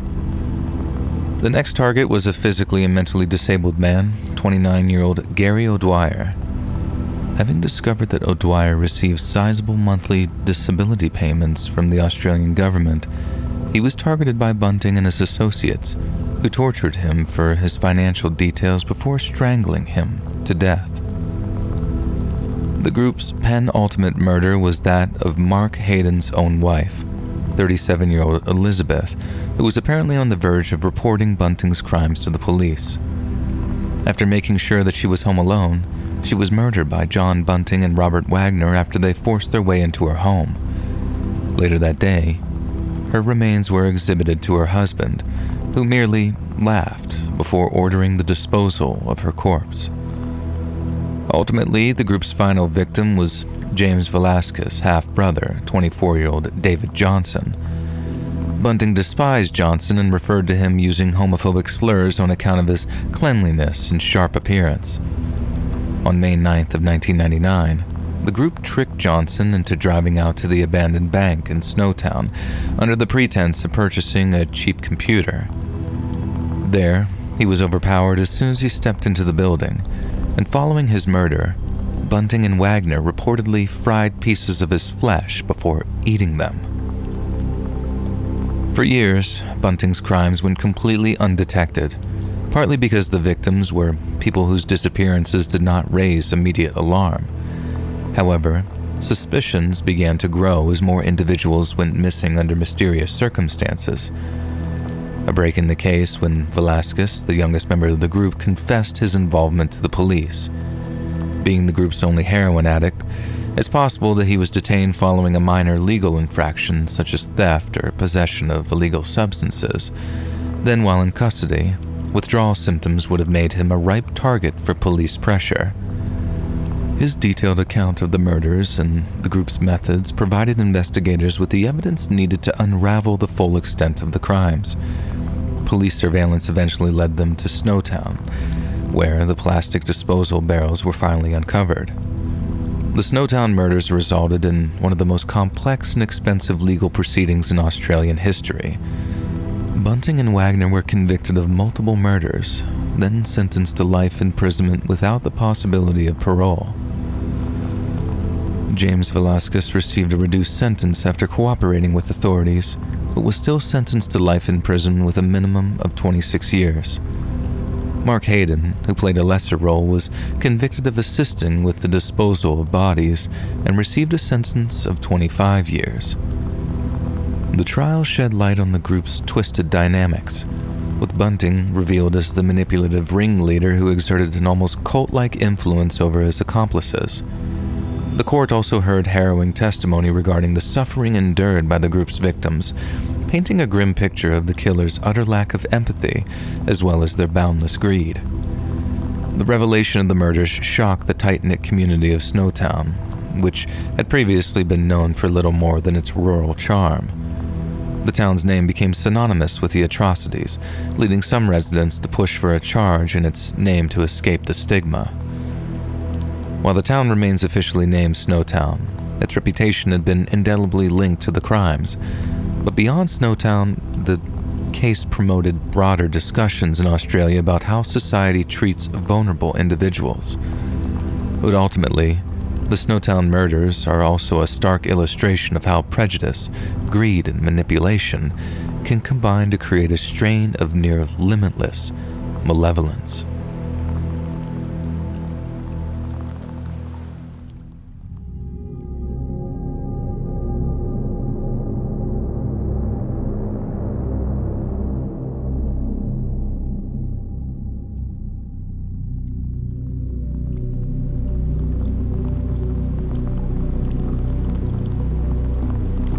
The man we are about to discuss has gone by many names.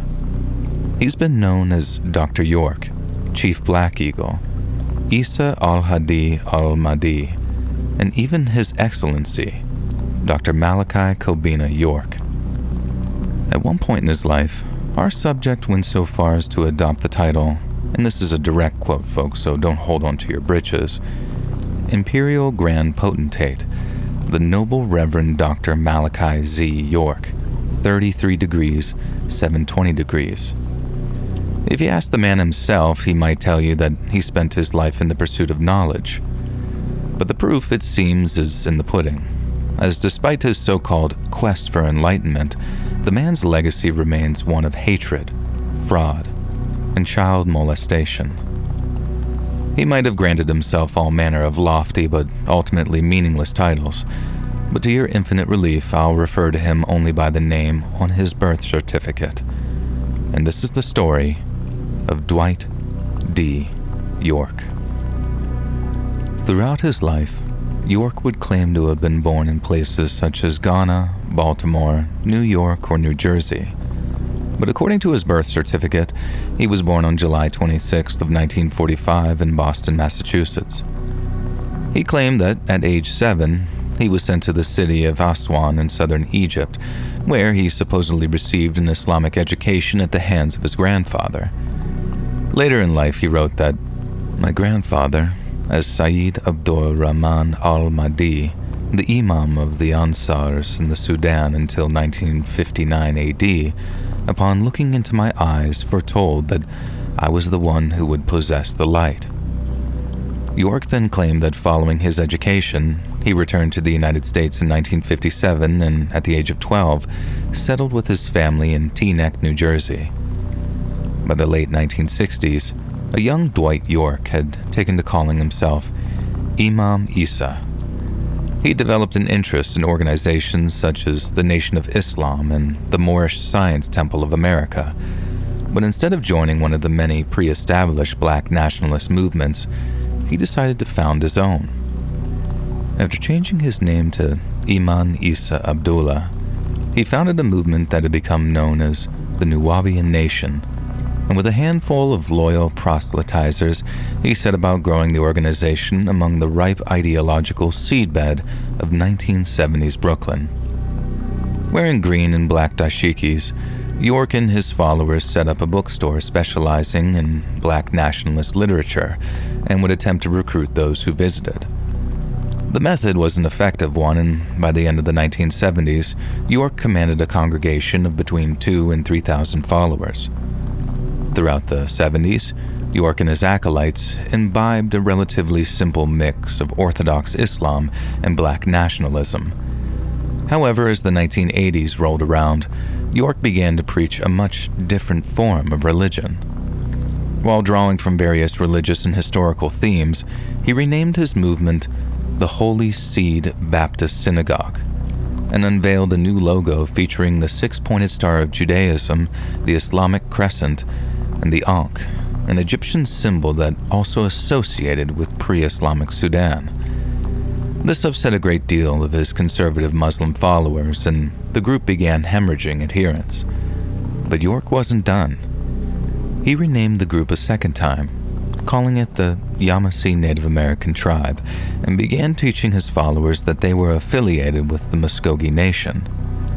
He told them their ancestors had not been brought over on slave ships and had instead migrated to America during the time of Pangaea, a supercontinent that existed around 2 to 3 million years ago, which eventually separated into the continents of the present day. Naturally, this sounded nothing short of unhinged to the majority of his followers, who understood their roots were in Africa and not the Americas. And once he started changing religious ideas, the older followers became skeptical and left the group, said former follower Robert J. Rohan. That's what happened to me. He came up with an idea to move down south, apparently because he was under FBI investigation, Rohan added. But then he told us it's because we were moving to meet our spiritual parents. I guess he forgot to give us 2 explanations, and that's what made a lot of the brothers think that he was full of it. Following the announcement that the group was relocating to Georgia, York once again rebranded his organization. He changed his name to Malachi York, effective March 12, 1993, then declared his movement the United Nuwaubian Nation of Moors. A group that once numbered in their thousands now stood at just 200 to 300 strong, and ironically, York was more powerful than ever. He'd built up quite a war chest throughout the past 23 years, and due to the FBI's interest in his movement, many believed that this was done through illegal means. Yet the fact remains that York had enough capital at his disposal to purchase a 476-acre plot of land near Eatonton, Georgia, on which the compound known as Tama-Re was constructed over a period of 3 years. The New York Times later reported that the compound featured 40-foot pyramids, obelisks, statues of gods and goddesses, as well as a giant sphinx. Yet the Times also reported that Tama-Re was not York's full-time residence. Instead, York stayed at a $500,000 mansion in Athens, Georgia, about 60 miles away from Tama-Re that he purchased with so-called community funds. After completely relocating the group in 1993, and utterly drunk on the power he wielded, York began preaching an increasingly radical form of his own personal religion, Nuwaubianism. The Southern Poverty Law Center described this belief as a black supremacist idea with worship of the Egyptians and their pyramids, a belief in UFOs, and various conspiracies related to the Illuminati and the Bilderbergers. The profile on their website included quotes from a letter penned by York himself, on which is stated, "The Caucasians had not been chosen to lead the world.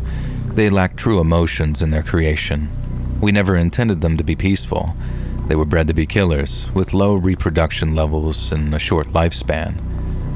Another Nuwaubian racial origin theory has Caucasians descending from Cain. Adam and Eve were sent to the Aegean Islands between Asia and Europe, where they started having children, York wrote. Each couple's firstborn child was an albino, and those albinos are called Cain in the Bible, and Cain is short for Caucasian. At some point after moving to Georgia, York began telling his followers that he was an alien. "I am an extraterrestrial master teacher from the planet Risk," he wrote. "My kind has been coming to this planet before it had life form on it. My incarnation as an Ila Mutajasid, or Avatara, was originally in the year 1945 AD. In order to get here, I traveled by one of the smaller passenger crafts called Sham, out of a mother plane called Merkaba, or Nibiru." York also informed his adherents that the so-called mother plane, or Nibiru, would launch the Crystal City, sometimes called New Jerusalem, to our solar system from its position in Orion. He claimed that this would be a 40-year process, by which the 144,000 chosen few would be transported to the planet craft Nibiru from August of 2003 to August of 2043. The chosen few would then be groomed for 1,000 years before being returned to Earth for the final battle against the Luciferians, and thus redeeming man from the 6,000-year rulership of the devil and his seed. To York's followers, his word was prophecy, Outsiders had a much simpler view. "They're a cult," said Ghazi Y. Kankan, a representative from the Council on American Islamic Relations. "They consider their leader a prophet, which means they have deviated from the Islamic way," he said. But York had not simply deviated from pre-established Islamic teachings. He had deviated from basic human decency too. As far back as the group's days in Brooklyn, York had established strict sexual practices within the Nuwaubian community and declared that he and he alone had the right to intimate relations with the group's women and girls, including the wives and daughters of his followers. Theodore Gabriel, emeritus lecturer in theology and religious studies at the University of Gloucestershire, wrote that, while extolling the virtues and importance of family life and the conjugal relationship, York denies relationships to his followers except at strictly controlled intervals. He urges his female followers to pattern themselves on the Islamic paradigms of the wife and mother, apparently desiring the creation of stable family units. But in reality, the husbands and wives are segregated in dormitories, separated also from their children. York permits spouses to cohabit only once every 3 months. They are permitted to meet in the green room prior to appointment only. Having managed to coerce his followers into allowing access to their wives and children, York's proclivities became increasingly depraved as the years went by. Many had suspected the FBI's interest in him was related to potential financial crimes, and while fraud and racketeering was indeed taking place, York was eventually arrested for something far, far worse. In 2002, following anonymous complaints that might well have come from his followers, York was arrested and charged with more than 100 counts of sexually molesting dozens of children, some as young as 4 years old. According to Bill Ozinski, who wrote a 2007 book about York in the case, when he, York, was finally indicted, state prosecutors literally had to cut back the number of counts listed from well beyond 1,000 to slightly more than 200 because they feared a jury simply wouldn't believe the magnitude of York's evil. It's believed to be the nation's largest child abuse prosecution ever directed at a single person in terms of number of victims and number of alleged criminal acts. Following his arrest in 2003, York attempted to negotiate a plea bargain with the federal government. The letter to the case's presiding judge read as follows: "Your Honor, with all due respect to your government, your nation, and your court, we, the indigenous people of this land, have our own rights, accepted sovereignty, our own governments. We are a sovereign people, Yamasee, Native American Creeks, Seminole, Washita Mound Builders. All I'm asking is that the court recognize that I am an indigenous person. Your court does not have jurisdiction over me. I should be transferred to the Moores Cherokee Council Court, in which I will get a trial by juries of my peers, and I cannot get a fair trial, Your Honor, if I'm being tried by the settlers or the Confederates. I have to be tried by Native Americans. As a Native American, that's my inalienable rights, and it's on record." Since York's appeal was grounded in his belief that he was indigenous to North America, the judge promptly rejected the appeal. York was then convicted of transporting minors across state lines for the purposes of molestation, as well as racketeering and financial reporting violations, then sentenced to 135 years in prison. York's followers assert a number of defenses, including that their leader, Malachi Z. York, who was charged and convicted, is not the same person as the Dwight D. York, who is listed in court documents as the defendant. Others say that York was set up by his son Jacob in coordination with Al-Qaeda-linked American Moss, who were jealous of York's influence among African-American Muslims. York himself believes that his betrayal, arrest, trial, and imprisonment, along with his eventual release, were foretold in Chapter 10 of Zecharia Sitchin's book, The War of the Gods and the Men, with York claiming to be represented by the supreme Egyptian deity, Ra. York's followers then said that since 1999, York has been the Consul General of Monrovia, Liberia, under the appointment of then-President Charles Taylor.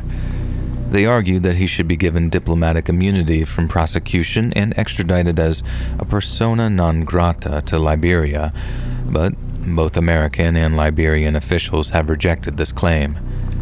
As of 2024, Dwight York is serving his sentence at the United States Penitentiary Administrative Maximum Facility in Florence, Colorado.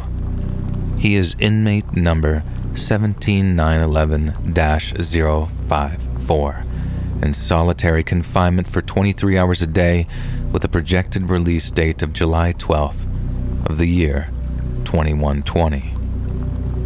If Dr. York, or Chief Black Eagle, or whatever he wants to call himself, is indeed an intergalactic educator from a distant planet, then maybe he'll survive long enough to see that release date.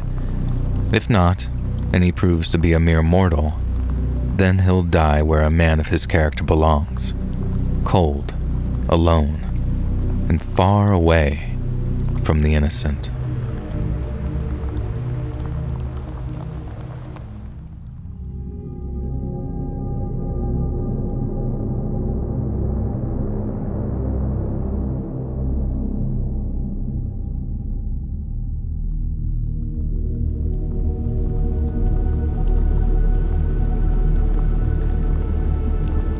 The Flannan Isles, or Seven Hunters, are an isolated chain of islands situated more than 40 miles off the Scottish mainland. These uninhabited islands, which stand proud among the unforgiving North Atlantic, are accessible only by private boat or rare tours, with their harsh weather and rugged cliffs deterring all but the hardiest of visitors. The largest of these far-flung islands is known as Eilean Moor, and is known to naturalists as being a sanctuary for seabirds such as the Atlantic puffin, the black-legged kittiwake, and the European shag. It was also the site of one of the most perplexing and haunting mysteries of the 20th century.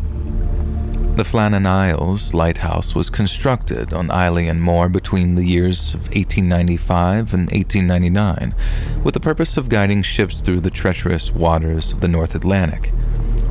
Designed by David Allen Stevenson and standing at 75 feet tall, the lighthouse represented a significant feat of engineering, and its construction, amidst harsh winds and unforgiving seas, could in itself be considered an immense achievement. It was first lit on December 7th of 1899, with 3 full-time lighthouse keepers being appointed: James Duckett, Thomas Marshall, and a man named William Ross. However, during the winter of 1899, Mr. Ross came down with a rather debilitating illness and was temporarily replaced by a man named Donald MacArthur. The keeper's daily routine included maintaining the lighthouse, ensuring the light was operational, and logging weather conditions in addition to any notable events. They were trusted to be reliable and punctual in their routine, and for more than a year, they were. But on December 15th of the year 1900, entries in the logbook suddenly and inexplicably ceased. 3 days later, on December 18th, a steamer sailing from Philadelphia to Scotland reported that Flannan Lighthouse had gone dark. The report was not immediately acted upon due to severe weather conditions, which delayed any investigation until December 26th, when a lighthouse relief vessel could finally be dispatched to the island. Upon arrival, the crew of the relief vessel expected some kind of mechanical problem, but after making their way to the almost 100-foot-tall monolith, they found it completely abandoned. The entrance gate and the main door were closed, the beds were unmade, and the lighthouse's clock had stopped. Inside the kitchen, a meal had been laid out, but not eaten, and one set of oilskins was missing, suggesting at least one keeper had gone outside for some reason. There were no signs of struggle or violence, just an eerie silence, and the enduring question of just what in the hell happened to our 3 lighthouse keepers. One of the most widely accepted explanations is that while securing equipment on the notoriously perilous West Landing, the keepers were caught by a massive freak wave, which washed all 3 from the island in one fell swoop. Evidence which points to this include bent iron railings, a displaced rock, and scattered supplies, indicating a sudden storm of significant force struck the island, catching the keepers unprepared. Despite no such storm being recorded elsewhere, and thus casting a great deal of doubt on such a theory, weather patterns on the region can be unpredictable. It's therefore very possible a rogue wave or freak storm hit an isolated area around the lighthouse and swept the doomed lighthouse keepers from the island. Another theory suggested a violent, potentially deadly altercation between the lighthouse keepers, one that ended in a fatal accident or perhaps even murder. Donald MacArthur was known to have a volatile personality and might well have instigated some kind of physical confrontation. Additionally, the isolation of lighthouse duties can strain relationships, leading to heightened tension. Yet the lack of any signs of a scuffle or violence in the lighthouse makes this theory less plausible unless the conflict occurred outside, whereby evidence could be washed away by the sea. The isolation and history of the Flannan Isles, once a place of pagan worship, have fueled supernatural theories. Local folklore speaks of spirits or so-called fairy storms that could have whisked the men away.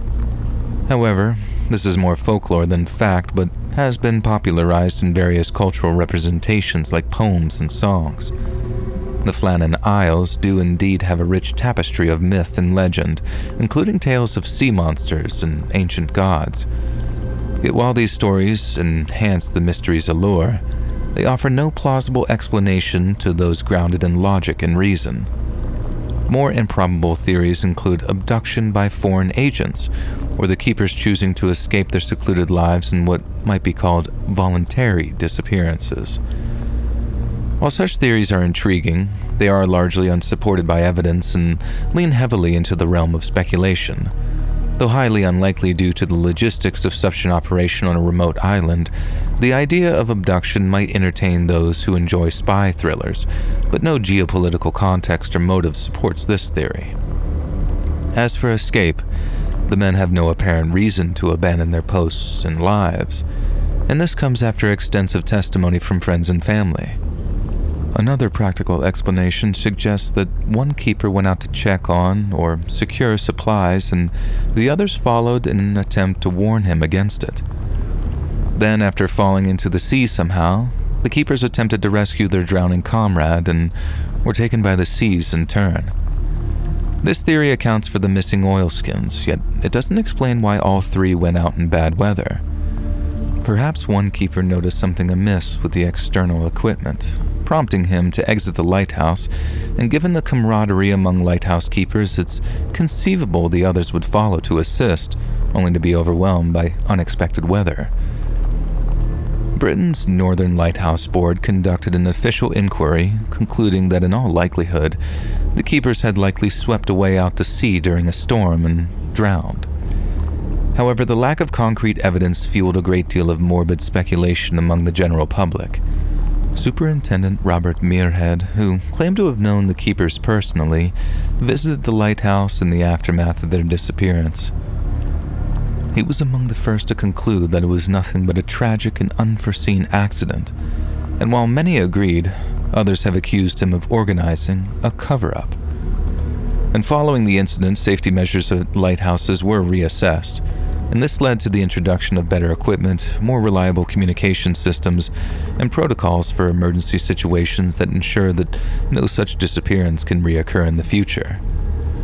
The mystery has not only inspired countless stories, poems, and films, but also led to the improvements in lighthouse safety protocols, including better weather monitoring and emergency signaling systems.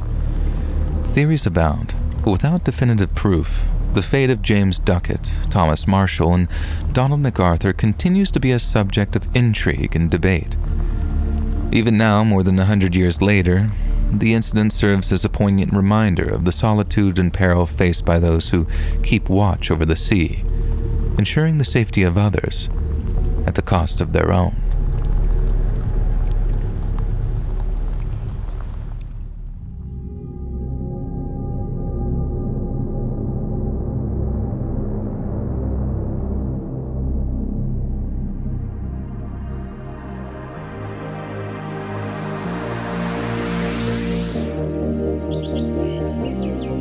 Hey friends, thanks for listening. Click that notification bell to be alerted of all future narrations.